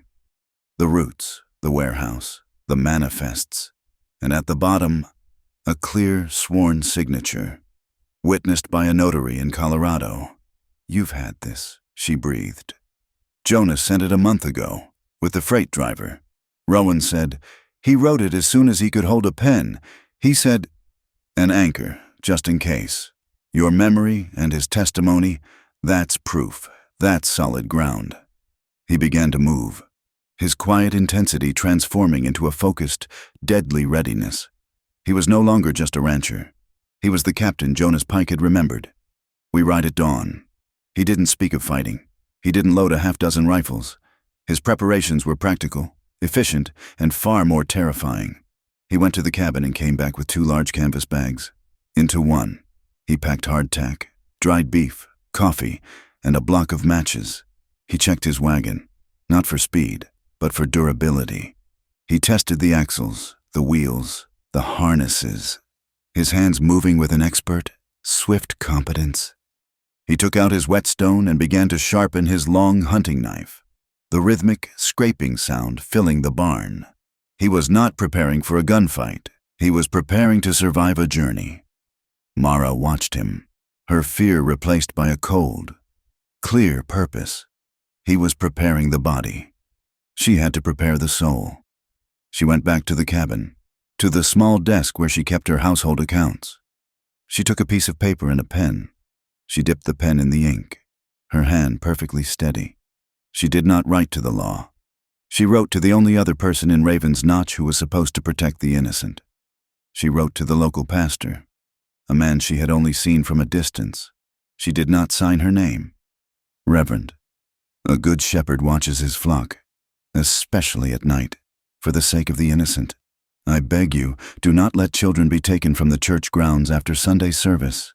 There are those who see them not as souls to be saved, but as cargo to be sold. A fox is in your coop, sir, and he wears a shining star. Please, watch the children. She folded the note. She would leave it in the church's poor box on their way out of town. It was a small, desperate act, a warning she could not back up. But it was not the act of a victim. It was the act of a witness, fighting back with the only weapon she had. The provost marshal's office at Fort Bridger was a room built of cold. The walls were thick, unadorned stone, glistening with a faint film of condensation. The floor was rough-hewn plank, and the air was frigid, smelling of damp wool, old paper, and the sharp, metallic tang of cold iron. The heavy oak benches were hard, unforgiving, and arranged facing a simple raised desk. This was not a civilian court of polished mahogany and political theater. This was a military proceeding, designed for efficiency, not comfort. The only sounds were the heavy, echoing clatter of hobnail boots on the floorboards as soldiers moved in the hallway, and the nervous cough of a clerk. Mara Quinn stood beside Rowan Hale, her back straight, her hands clasped so tightly they ached. She was a dark, still figure in a room full of uniformed blue. Rowan was beside her, his presence a physical thing. He was not touching her, but his shadow, solid and unwavering in the gray morning light, felt like a shield. He was an island of calm in her sea of fear, his quiet breathing a steady rhythm she could anchor to. He was not looking at the desk, or the soldiers, or the empty chair reserved for the accused. He was watching the door, his eyes flat and observant. The door opened, letting in a gust of colder air. 2 armed soldiers, bayonets fixed to their rifles, marched in. Between them, walking with an unhurried, almost insolent grace, was Silas Crow. He was not in irons. He was not humbled. He had been stripped of his sidearm, but his silver badge was still pinned to his tailored black coat. His collar was starched so stiffly it seemed to hold his chin aloft, a pillar of pure white arrogance. His cold blue eyes, hard and bright as frozen lakes, swept the room. They registered the stern-faced military judge, a colonel with a face like sun-baked leather, with mild interest. They registered Rowan with a flicker of dismissive assessment. And then they found Mara. A smile touched his lips. It was a precise, bloodless shape that did not, in any way, reach his eyes. It was a smile of ownership, of amusement. It was the smile of a man who believed the rules were for other, lesser people. He was not an outlaw. He was a man who made the law, and he was being inconvenienced by insects. He was seated, and he inclined his head toward her. A small, mocking bow. "Ma'am," he said, his voice carrying easily in the cold room. Mara's stomach hollowed out. But she felt Rowan's presence, the sheer, solid fact of him, and she held her ground. She would not let this man make her small. Not again. "Mrs. Hale," the colonel said, his voice a gravelly rasp. "You have made an extraordinary accusation against a federal officer. This is a military court, as your husband requested. We deal in facts, not feelings. You will state your case. You will not deviate. You will present your proof." Mara took a breath. The air was so cold it burned. She looked past Crow, at the gray, unforgiving wall behind him. "My name is Mara Quinn Hale," she began, her voice trembling on the first word, then steadying, finding its footing. "I am the daughter of Luther Quinn, the former pastor of Silver Butte, Kansas." "Objection," Crow said, his voice lazy. "The witness's lineage is irrelevant." "Overruled," the colonel snapped, his eyes fixed on Mara. "Continue, Mrs. Hale." "My father," she said, her voice growing stronger, "kept a ledger, not just of births and deaths. He recorded what he saw. He was a man who believed in bearing witness." She saw, in her mind's eye, that book. She could smell the ink, the dry paper. He recorded the routes of certain freight wagons. He recorded the manifests of the 410 train from Abilene. He recorded the names of gentlemen who came to him, not for confession, but to offer him warnings. "And what did these records show?" the colonel asked. "A pattern," Mara said, her voice now ringing in the cold room. "A pattern of dry goods shipments that coincided with missing persons from settlements to the east. A pattern of payments to certain officials. A pattern of names. Whose names? The men who ran the freight lines, the station master in Abilene, and the name of the man who signed the transport manifests, guaranteeing they would not be searched, the man who coordinated the movement." She paused, then turned her head, forcing herself to meet those frozen blue eyes. "His name, Silas Crow?" Crow let out a short, soft puff of air. It was almost a laugh. "The fantastic stories of a grieving daughter? Colonel, she has no proof. Her father is gone. His ledger, if it ever existed, is conveniently absent. He burned it," Mara said, her voice dropping, thick with the memory. "Your men, the ones you sent after you had my father shot on the steps of his own church, they came into our home, and they burned his book."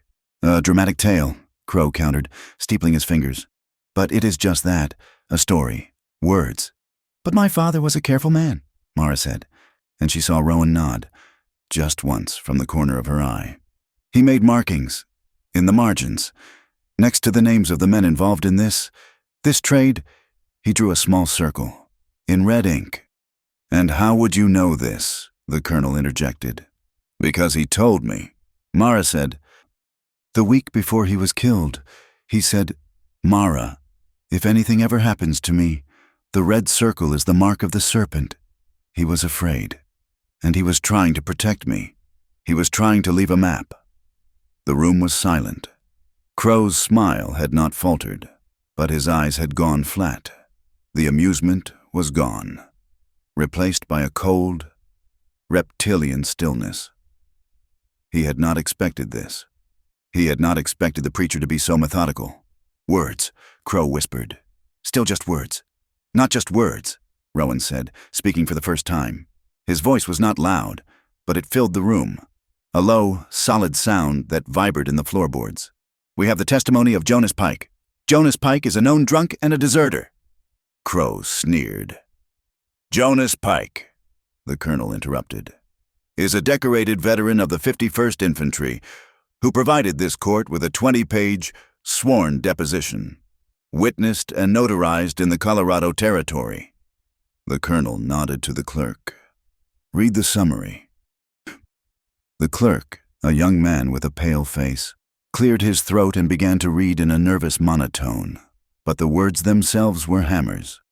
"I, Jonas Pike, employed as a yard manifest clerk, was ordered by Deputy Silas Crow to alter shipping manifests, to wit, bills of lading 44B, 45B, and 51C, to read dry goods tools when in fact the cargo was known to be individuals concealed within specially built crates. The clerk's voice cracked. He paused, swallowed, and continued.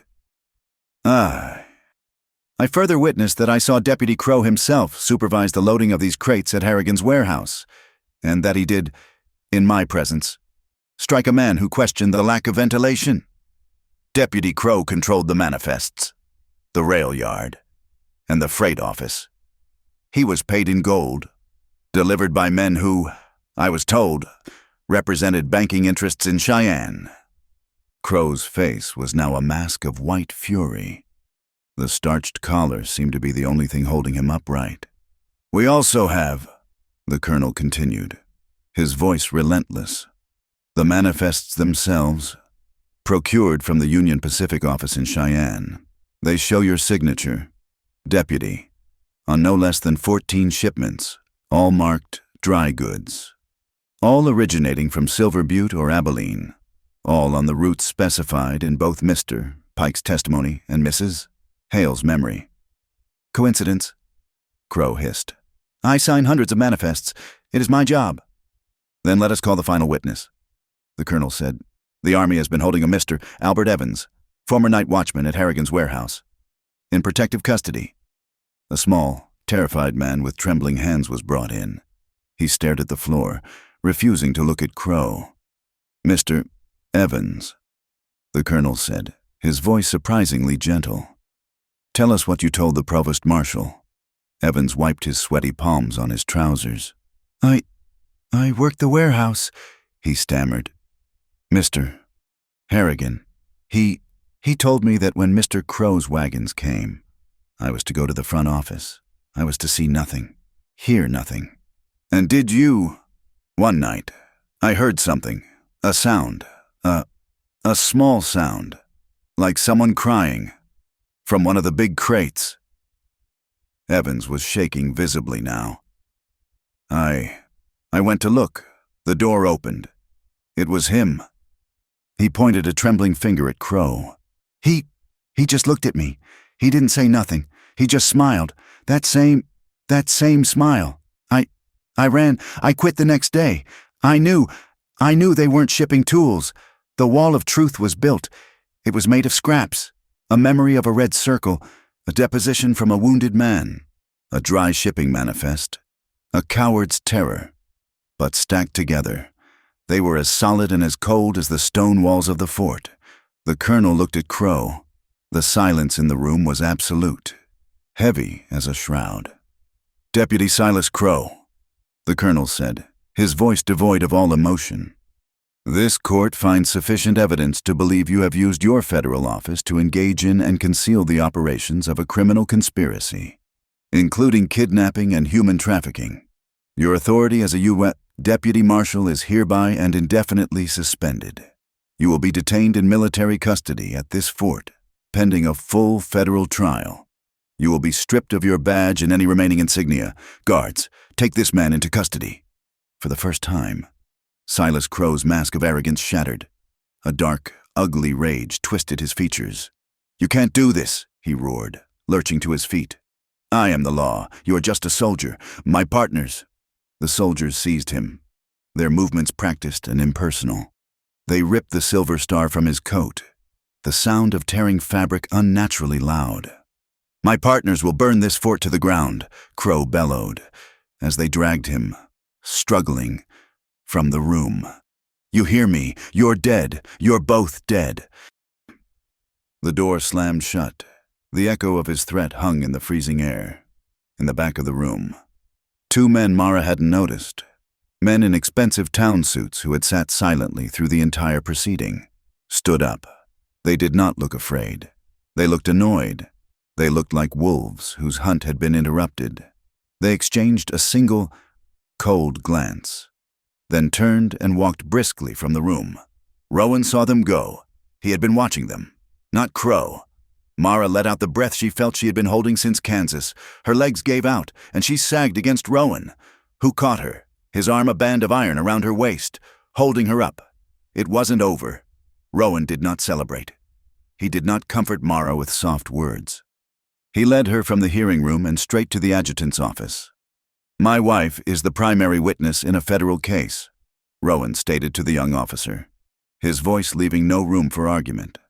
"She is under direct, public threat. I am formally requesting military protection under the Witness Preservation Act." He pushed a pre-filled paper across the desk. He had done this before the hearing even began. "Mr. Hale, the fort is secure," the adjutant began. "I want a rotating two-man guard on her at all times." Rowan cut him off, his voice like chipped flint. "I want her quartered in the officers' barracks, and I want a pass to park my wagon in the quartermaster's yard, where I can see it. That man was the head of a snake, but the body is still moving. You will sign the order."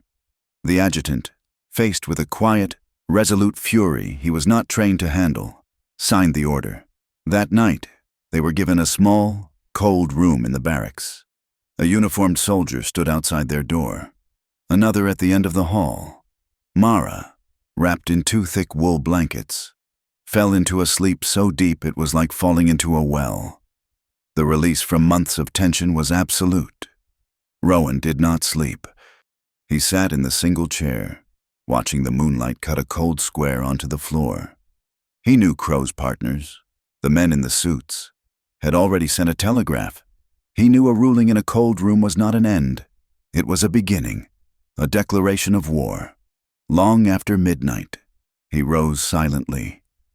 He slipped from the room, nodding to the guard, and walked across the frozen, moonlit parade ground to the quartermaster's yard. His wagon was there, the canvas cover stiff with frost. He moved to the back, his movements quiet and deliberate. He checked the axle pins. He ran his hand along the wagon tongue, feeling for cracks. He checked the leather traces, testing their strength. He was a man ensuring his tools were sound. Then he moved to the driver's seat. From his belt, he pulled the long, sharp skinning knife he had sharpened in the barn. He didn't place it under the seat. He slid it into a thin crack in the wooden sideboard, just beside where Mara would sit, hiding it completely from view, but placing it within easy reach of her right hand. It was the habit of a man who had survived a war. It was the planning of a man who knew he was about to enter another one. As the first, pale gray light of dawn began to erase the stars, he returned to the room. Mara was stirring. "It's over," she whispered, her voice thick with sleep and relief. "It's begun," he said, handing her the cold canteen. "Get dressed. We're going home." They left the fort an hour later, the gates closing behind them with a heavy, final thud. A thick white mist had rolled in overnight, blanketing the basin, muffling all sound. The world was reduced to a radius of 20 feet, the road ahead invisible, the fort behind them swallowed by the fog. It was quiet. It was still. It felt, for a moment, almost like peace. But it was the peace of a held breath, a silence waiting to be broken. The heavy thud of the fort's main gate closing behind them was a sound of grim finality. It was not the sound of freedom, but of expulsion. They were 2 small figures in a wagon, leaving the only patch of protected ground in the territory, heading back into a wilderness that now felt infinitely more hostile.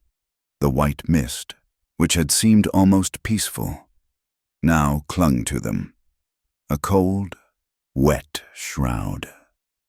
It swallowed the road, the trees, the sky. The only sounds were the soft crunch of the horses' hooves in the snow and the nervous jingle of the harness. The shot was not a bang. It was a flat, deafening crack that tore the silence in 2. The world exploded. The lead horse screamed, rearing in terror, its eyes white. The wagon lurched violently as the horse's panic ripped the tongue sideways. A second sound, a sharp snap of stressed wood, and the wagon's left wheel splintered. The entire vehicle dropped, tilting, throwing Mara hard against the sideboard. Before she could even draw breath to scream, Rowan was moving. He was not a husband. He was a soldier. In a single, fluid motion, he lunged across the seat, his body a solid, desperate shield, covering her completely, driving her down into the footwell. He tucked her head against his knees, his arms like iron bands around her. "Hold on!" he roared. A second shot. This one was lower. It didn't whistle. It thumped. It struck the sideboard where Mara's head had been a second before, blasting a shower of sharp, wooden splinters. She felt a searing, sharp sting across her cheekbone as one of the fragments sliced her skin.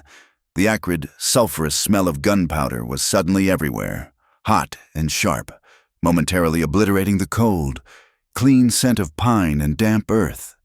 Then she felt it. Rowan, shielding her, suddenly went rigid. A deep, guttural sound was forced from his chest, a grunt of pure, primal impact. He did not cry out, but his whole body convulsed, a violent full-body flinch. He pressed her down harder for a split second, and then a fraction of his weight, just a fraction, seemed to settle. Mara's hand was splayed against his back, braced against his coat. A warmth bloomed against her palm, a wet, sticky, impossible warmth that soaked through the thick wool. Through her glove, in an instant, it was blood. Her mind fractured. He's hit, he's shot, he's... A scream, hot and terrified, was rising in her throat, a physical thing. But before it could escape, his lips were at her ear, his voice no longer a roar, but a strained, urgent whisper, every word costing him. "Don't scream!" He grunted, the words tight with agony. Play dead. Let them think we're down." She went rigid, the scream dying in her throat, choking her. She forced her body to go limp under his, her face pressed into the rough wool of his trousers, the smell of leather and his blood filling her senses. She held her breath, her heart hammering so hard she was sure the shooter could hear it. From the trees, somewhere in the gray, swirling mist, a man laughed, a short, ugly sound. "That's for the colonel. Hail!" a voice shouted. "One of Crow's men, one of the men in the suits, no doubt." They heard the sound of a horse crashing through the underbrush, coming closer. The man was coming to finish the job. Mara's blood ran cold. She squeezed her eyes shut. Crack a third shot, but this one was different. It was from a different place, higher up on the ridge to their left. The bullet didn't hit the wagon. It screamed over their heads, splintering a branch just above the first shooter. It was not a killing shot. It was a warning, a command. The man in the trees cursed, his voice suddenly filled with panic. "Who's there? Show yourself." Silence. The mist swirled, offering no answers. The man cursed again, a string of terrified oaths. He had been hunting two people in a wagon. He had not expected a third party, an unseen protector on the high ground. He wasn't a soldier. He was an assassin. And he was now, suddenly, the one being hunted. Mara heard the sound of his horse, frantic, crashing and slipping in the snow as it clawed its way back up the opposite bank. The sound fading rapidly into the all-consuming mist.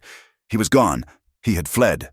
For a long, agonizing minute, the only sound was the wind, the soft, panicked snorting of their own horses, and Rowan's breathing. It was a terrible sound, wet and shallow and ragged. The weight on top of her was becoming unbearable.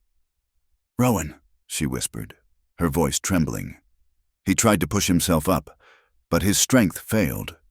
He rolled off her, slumping against the broken wheel, his face ashen, his lips bloodless. His eyes found hers, filled with a cloudy, desperate pain. He had held on, had stayed conscious, by sheer, brutal force of will. Now that the danger had passed, the strings were cut. He quivered, a cold, violent tremor, and then his eyes rolled back.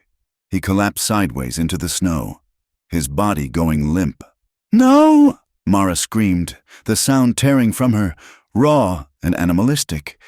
She scrambled from the wagon, falling to her knees beside him in the blood-stained snow. "Rowan, no, please!" She grabbed his face, her hands shaking so badly she could barely see. His skin was cold and clammy. The back of his coat, just below the shoulder blade, was a dark, spreading stain of crimson. "Help! Somebody! Help!" she cried into the indifferent fog. A sound.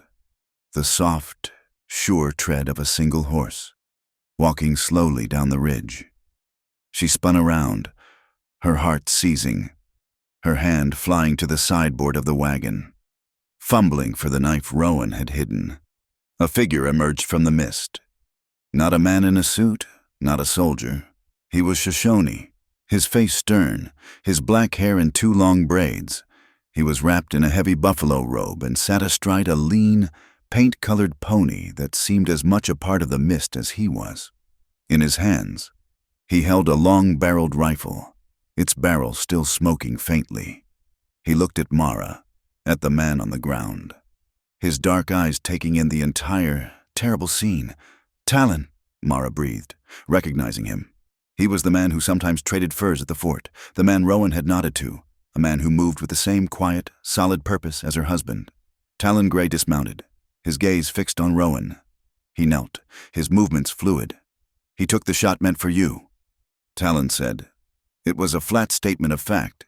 "He's—" Mara choked. "Is he—" Talon put his hand on Rowan's neck, then ripped open the back of his bloody coat. The wound was a dark, ugly hole, high on the back, just inside the shoulder blade. "He's alive," Talon said. "The bullet is deep. It missed the lung, I think, but the bleeding is bad. We must stop it." "What do we do?" Mara asked, her mind numb, her body shaking.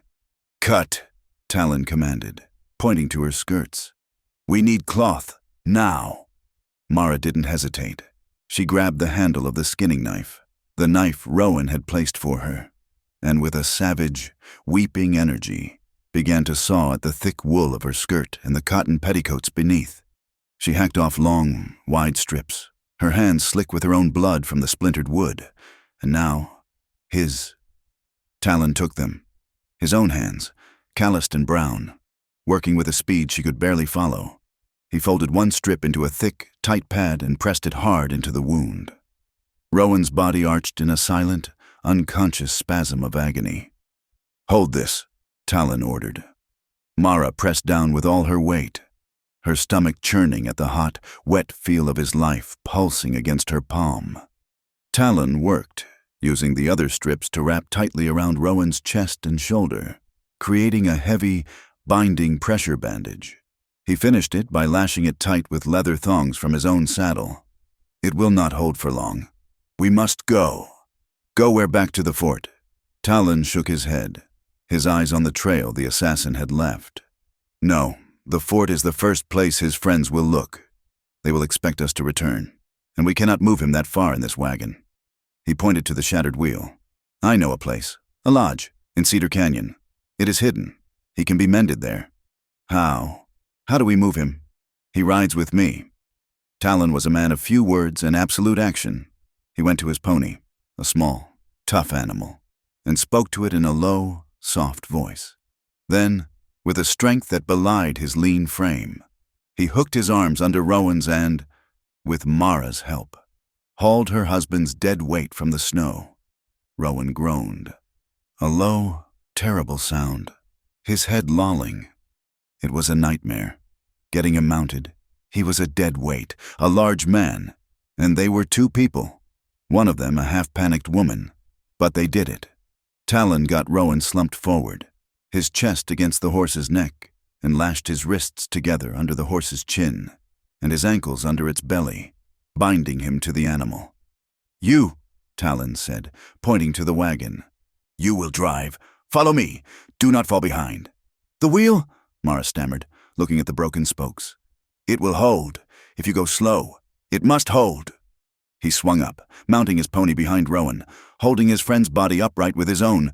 "We ride." He turned and moved into the mist. Mara scrambled onto the wagon, her hands bloody, her face stinging. She grabbed the reins. "Get up!" she cried, snapping the leather. The wagon lurched, then settled into a horrible, limping, 3-wheeled gait. Thump, scrape, thump, scrape, thump, scrape. The world became a tunnel of gray mist and agonizingly slow progress. Mara's entire universe shrank to the dark shape of Talon Gray's back.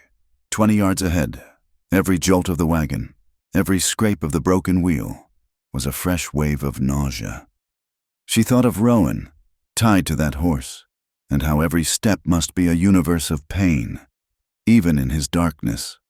She bit her lip until it bled. her focus absolute. Keep moving. Keep him in sight. Do not fall behind. They left the main road, turning onto a game trail that was barely wide enough for the wagon. Branches scraped and tore at the canvas cover.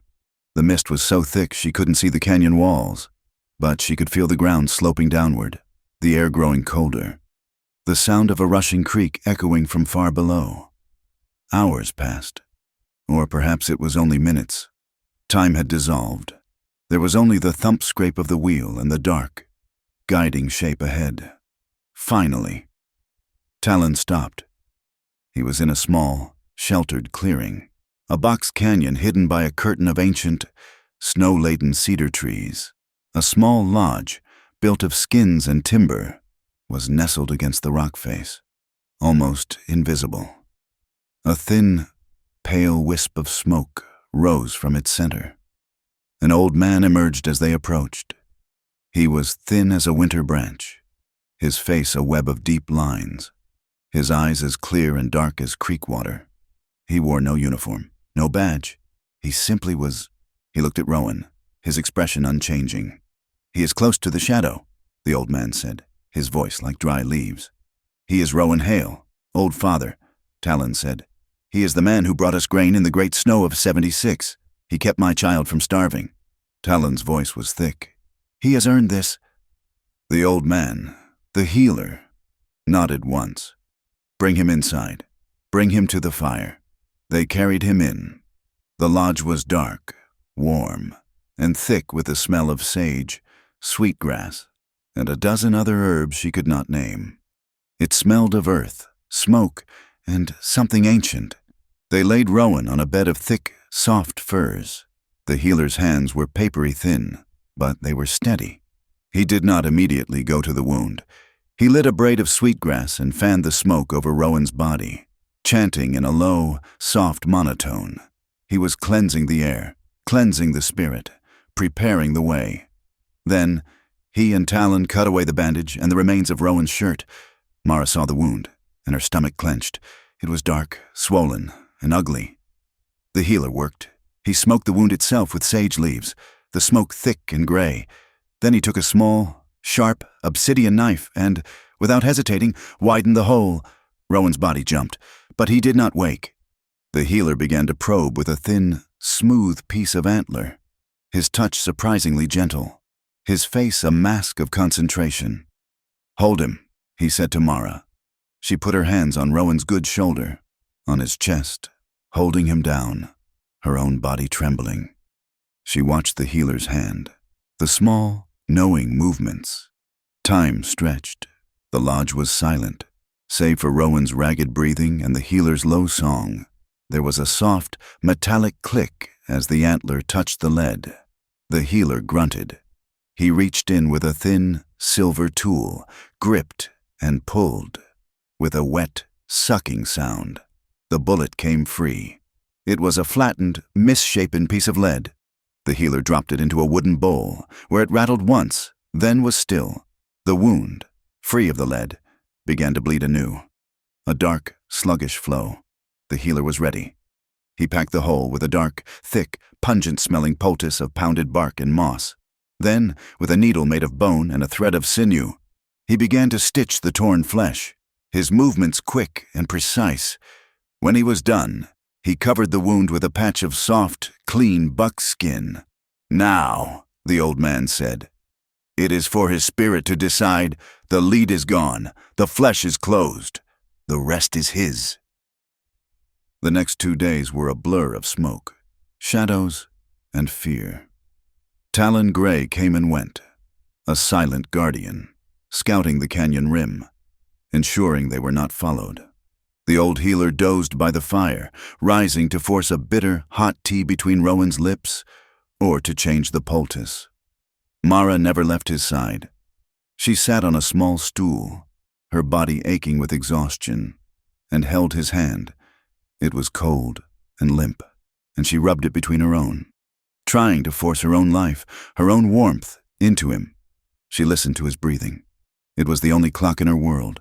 Sometimes it was so shallow, she would lean down, her ear to his lips, until she felt the faint, precious puff of air. She monitored his pulse. Her fingers pressed against the side of his neck. Lub-dub, lub-dub. It was thready, a weak, frantic bird trapped in a cage. But it was there.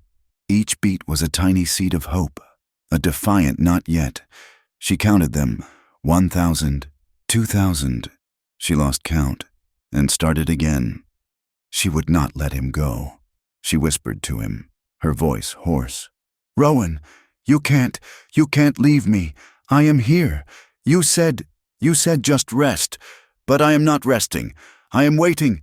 Come back to me." On the second night, his fever spiked. He burned, his skin dry as paper. The healer bathed him in cool water, chanting his song, but his breathing grew more ragged.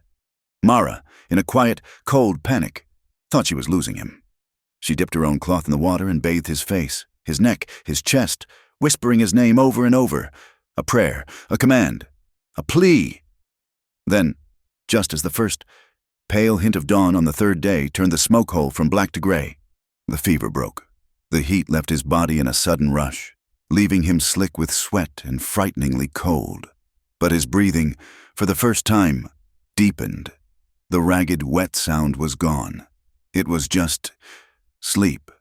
Mara, boneless with exhaustion, slumped forward, her head resting on the furs beside his hand, and finally, truly, slept. A sound woke her, a rustle of fur. She snapped upright, her heart in her throat. The lodge was gray with morning light. The healer was by the fire, drinking tea. Rowan's eyes were open. They were not cloudy. They were not dull with pain. They were clear and gray, and they were looking right at her. He looked at her, at the unfamiliar lodge, at his own hand, which she was still clutching. His lips were cracked and dry. He tried to speak. "Shh," she whispered, her eyes flooding. Don't talk. I'll get you water. Mara," he rasped, his voice a dry scratch. He swallowed. He looked at her face, stained with dirt and his blood, at the angry red scratch on her cheek. "You're here." It was not a question. It was a statement of wonder, a fact he was grounding himself with. She couldn't speak. She just nodded. The tears she had held back for months, the terror from Silver Butte, the cold fear at the fort, the sheer, primal horror of the ambush, all of it breaking free. It was not a sound of grief. It was a silent, hot, overwhelming flood of pure, unadulterated relief. "I'm here," she whispered, the words catching in her throat. "I'm here." She smiled, the tears streaming down her face, and for the first time since her father had died, she was not afraid. Outside the lodge, she could hear a faint, soft sound. A new snow had begun to fall, thick, gentle flakes drifting down from a pale sky, covering the blood, covering the tracks, muffling the world in a profound, peaceful, and temporary quiet. The days that followed were a slow return to the world. Rowan's strength came back in small, hard-won increments. At first, he could only take a few sips of the clear, herb-infused broth Mara fed him. Then, he could sit up, propped against a pile of furs, for a few minutes at a time. Through it all, Mara was a constant, quiet presence. She was no longer just the woman he was protecting. She was the reason he was alive. And he, in his profound weakness, was no longer just her shield. He was the man she was determined to save. A new, unspoken tenderness grew in the warm, smoky air of the lodge, a bond forged not of bargains and necessity, but of blood and shared breath. Late one afternoon, as a pale, golden light filtered through the smoke hole, casting a soft glow on the interior of the lodge, Rowan was sitting up, watching her move. He had not spoken much, his energy reserved for the monumental task of healing, but his eyes followed her everywhere. He raised a hand and touched his jaw. A week's worth of rough, dark stubble covered his face, a stark reminder of his ordeal, of the man of action reduced to helpless stillness. Mara saw the gesture. She saw the flicker of his old self in his eyes, a desire for the simple dignity of being clean, of being whole.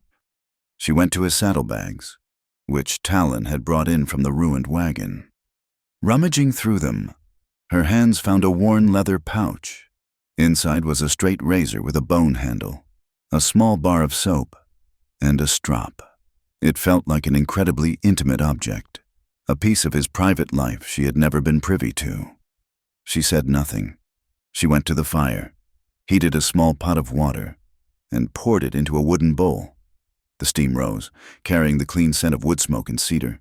She took a clean linen cloth, one of the few she had left, and dipped it in the hot water, wringing it out until it was just damp and wonderfully warm. She knelt beside him. He watched her, his gray eyes questioning, vulnerable. She held the warm, damp cloth in her hands for a moment. "I'm doing," she began, her voice a soft murmur, almost a whisper. She paused, the enormity of the simple act settling on her. "What a wife does." The words hung in the air between them. It was not a statement of duty. It was a discovery, a definition she was creating for herself. In this moment, her hand trembled, just for a beat, a ghost of all the fear and uncertainty she had carried for so long. Then, it steadied. The tremor was gone, replaced by a quiet, resolute purpose. She gently placed the warm cloth on his jaw, holding it there, softening the rough beard. He closed his eyes, a low sound of pure comfort rumbling in his chest. She took the soap and worked up a lather in the bowl, the soft sound filling the quiet lodge with gentle, careful strokes of her fingers. She lathered his face, her touch light and questioning. He opened his eyes and looked up at her, the hard, watchful gray she had come to know. The color of winter skies and mountain stone was gone. In its place was a softness she had never seen, a deep, unguarded tenderness. His eyes were the color of moss after a long, gentle rain, dark and rich with a depth of unspoken emotion. In that look, she saw everything he could not say. He was not just a man she had married for safety. He was her Rowan. She took the razor. It felt heavy and dangerous in her hand. But as she leaned in closer, her fear evaporated, replaced by an intense, focused care. Her movements were slow, precise. The only sound was the faint, rhythmic scrape of steel against skin, a sound of profound trust. The silence was no longer empty. It was full, brimming with everything that had passed between them, the shared fear, the silent acts of service, the desperate, life-saving teamwork. When she finished, she wiped the last of the soap from his face with the warm cloth. His skin was smooth beneath her fingers. He looked like himself again, the strong, quiet man she had first met, but with a new vulnerability in his eyes that made her heart ache. She leaned in to brush away a stray fleck of soap from his earlobe. Her own breath, soft and warm, touched the skin of his neck. He shivered, a small, involuntary tremor. He turned his head slightly, his lips now just inches from hers. The air between them grew thick, charged with a new, palpable energy. It was not the tension of strangers, but the powerful, magnetic pull of two souls who had walked through fire together and had come out the other side. Changed. He did not move. He waited. In his weakness, he gave her all the power. "Is this all right?" he whispered, his voice a low, rough rasp. The question was a gift, an offering of absolute respect. Mara looked into his soft, rain-colored eyes. There was no fear left in her. There was no bargain. There was only this man, and the powerful, undeniable truth of what had grown between them. She gave a clear, deliberate nod. Then, she took his hand, the strong, calloused hand that had protected her, provided for her, and brought it to her own hip, placing it firmly against the rough wool of her skirt. With her own hand still covering his, she leaned in, closing the last small distance between them, and gently pressed her lips to the corner of his mouth. It was a soft, tentative kiss, a question. He responded, not with force, but with a gentle, answering pressure. His lips were warm, a stark contrast to the memory of his cold, clammy skin. He tasted of the herbal tea the healer had given him, and of something that was uniquely, elementally, him. He moved his head, deepening the kiss slightly, and his other hand came up to cup her jaw, his thumb stroking her cheek. tracing the line of the angry red scratch left by the splinters. It was a touch of incredible tenderness, a silent acknowledgement of her own part in their survival.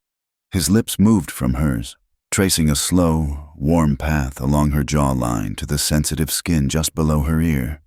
A shiver, this time of pure, electrifying pleasure, traced its way down her spine.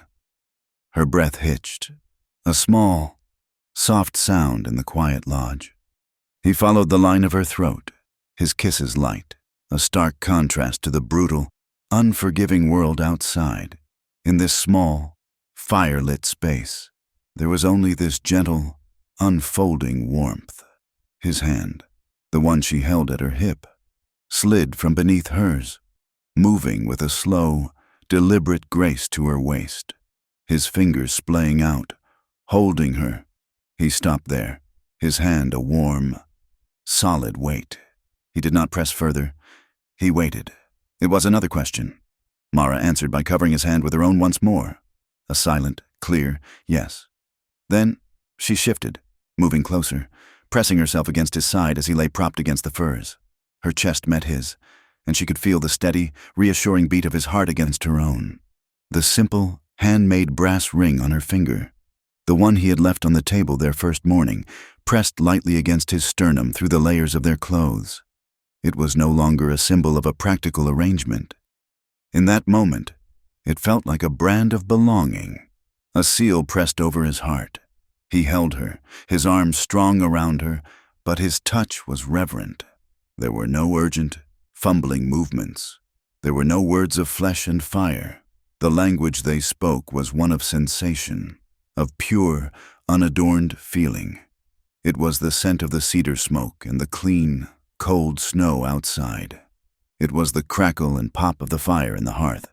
It was the feel of warm, clean skin against rough-spun, warm linen. It was the shared, quiet rhythm of their breathing, a language more intimate than any spoken word. She felt a joy, so pure and so intense it was almost painful, bubble up inside her. Her breath, which had been catching in her throat, escaped as a soft, breathless laugh. It was the sound of a spring thaw, of ice breaking, of a life that had been frozen in fear finally coming alive. She buried her face in the warm hollow of his shoulder, the laugh turning into a deep, contented sigh. He held her tighter, his arms encircling her completely, a gesture of absolute possession that was also one of utter protection. He held her as if he were holding a miracle, as if he were holding a new spring, a fragile, precious season he had never expected to see again. From outside, the world was a silent, impressionistic painting. The frosted skin of the lodge wall blurred the shapes of the snow-laden cedar trees. Inside, the single tallow candle they had lit flickered, its small, golden flame dancing in the warm, still air. It cast their two entwined shadows, large and soft, against the wall, before a gentle draft made it gutter, and finally, with a soft hiss, wink out, leaving them to the warm, glowing privacy of the embers and the deep, profound darkness. The next morning, the lodge was filled with a soft, pearlescent light. A new layer of snow had fallen overnight, and the world outside was pristine, untouched. Mara and Rowan moved around the small space in a new, unspoken harmony. A quiet radiance seemed to emanate from them both. When he shivered, she wordlessly took the heavy buffalo robe from her own shoulders and draped it over his.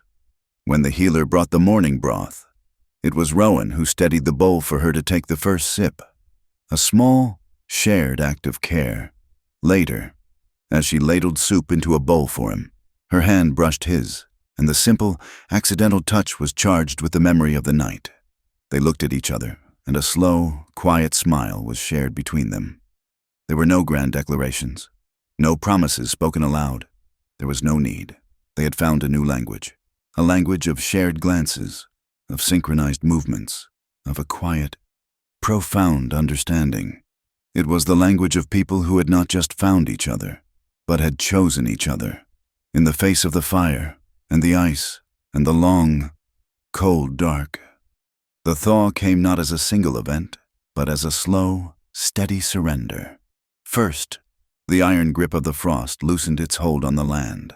The creeks, locked in silence for months, began to murmur, then to roar, their waters running high and dark with melted snow.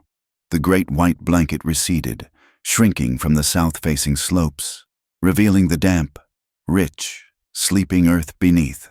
And then, almost overnight, the first shoots of new grass appeared, a fragile, impossible green that spread like a promise across the basin. With the return of the grass came the return of life. Rowan Hale, leaning on a sturdy, hand-carved cottonwood cane, walked with a slight limp, but his steps were solid, as firm and sure as the new fence posts he was planning. The wound in his back was a puckered, angry scar, a permanent reminder of the price of their testimony, but it had healed clean. He was alive, he was whole, and he was home. But it was no longer the home he had known. The cabin at Coyote Bend, once a sanctuary, now felt haunted by the shadows they had fought. The memory of Silas Crow's visit had tainted it. It was a place where they had hidden, not a place where they could live. One evening, as they sat by the fire, Rowan looked at the flames, then at Mara. "This land holds too many ghosts," he said, his voice quiet. "A home shouldn't be a fortress." Mara met his gaze. She knew what he was asking. "Where would we go?" "I saw a piece of the land, years ago," he said, a new light in his eyes.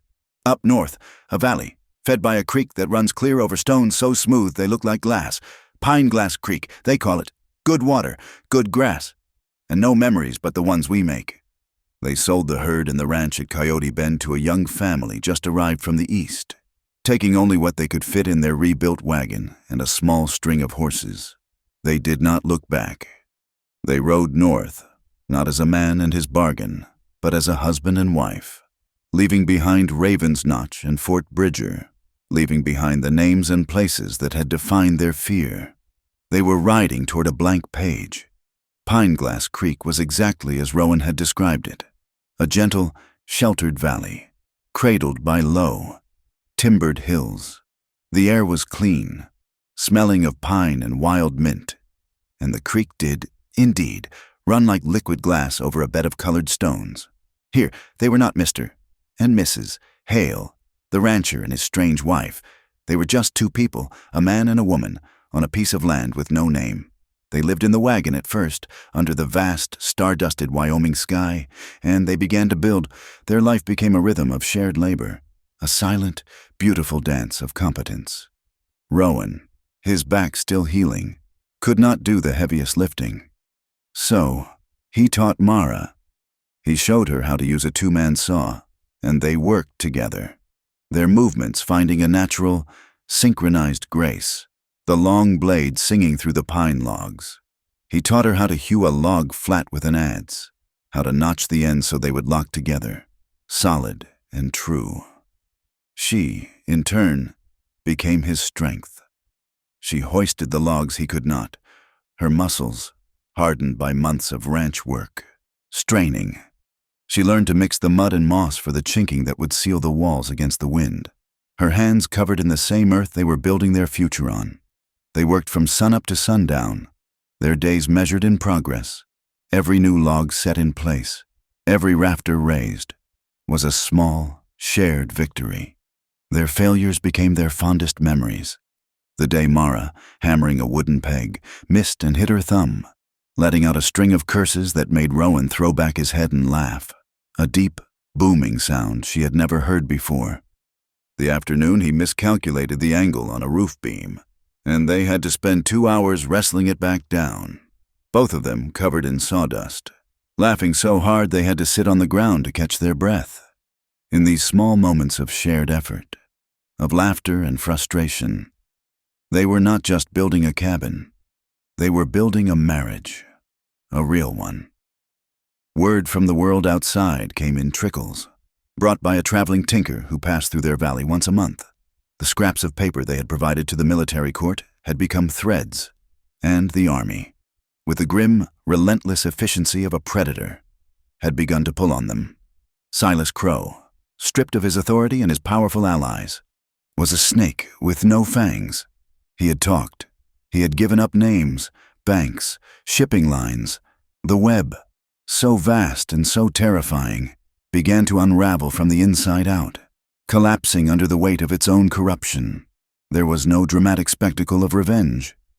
There was only the quiet, inevitable turning of the wheels of justice, a process they had set in motion and then had walked away from. Their victory was not in seeing Crow fall. It was in the solid, fragrant walls of pine rising around them. Their peace was their justice. One night, late in the summer, the cabin was finished, the roof was on, the windows were set, and a fire burned for the first time in their new stone hearth. The air was thick with the scent of fresh-cut wood, of home. The moon was a perfect, silver coin in a sky of black velvet, so bright it bleached the color from the landscape, turning the valley into a world of silver and shadow. After their supper, Mara took a blanket and went outside. The new grass, soft as down, was cool beneath her bare feet. She lay down, spreading her arms wide, as if she could absorb the peace of the land through her fingertips. The sky was immense, a vast, silent cathedral. She heard the soft tread of his boots, the faint drag of the cane he still used when he was tired. He lay down beside her, not touching, just a warm, solid presence in the cool night air. For a long time, they lay in a comfortable silence, listening to the gentle murmur of Pine-Glass Creek and the soft rustle of the wind in the pines. She moved, turning onto her side, and rested her head on his chest. She felt the slow, steady beat of his heart beneath her ear.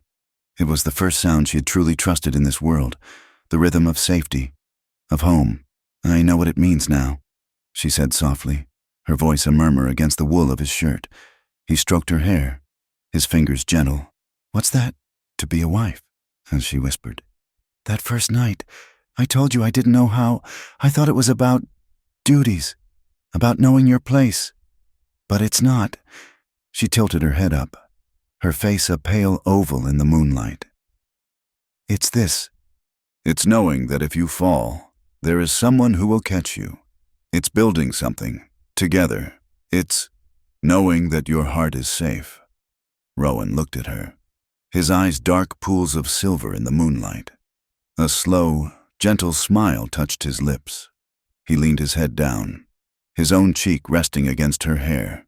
"You don't have to be a wife, Mara," he said, his voice a low, warm rumble that vibrated through her. "You don't have to be anything. Just be here, with me. That's all that's ever mattered." The simple, profound truth of his words settled over her, a peace more complete than any she had ever known. He was not her shield, and she was not his charge. They were just Rowan and Mara, here, together. He shifted, his hand moving from her hair, tracing the line of her jaw, his touch feather-light. He tilted her chin up, and his lips met hers. The kiss was not the desperate, clinging kiss of survivors. It was the slow, deep, knowing kiss of two people who had found their harbor. He moved, his lips trailing from hers, tasting the skin of her neck. His warm breath ghosted over her skin, and a shiver, deep and exquisite, traced its way through her. Her own breath caught in her throat, a soft, sharp sound that was a testament to the power he held over her. His hand slid from her shoulder, down her back, a slow, deliberate journey over the curve of her spine, until it came to rest, warm and solid, at the small of her back. His hand was a perfect fit, a comforting, grounding weight, holding her fast to the earth. To him, he did not move further. He simply held her, his hand a silent question, a testament of respect, waiting, always, for her consent. Mara answered by turning in his arms, a fluid, graceful movement that brought her fully against him. She pressed her forehead to his, her eyes closing. She gave a single, slow nod, a gesture of absolute trust, of complete surrender.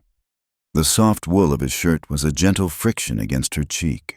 The wild, sweet scent of the summer grass rose around them, an earthy perfume.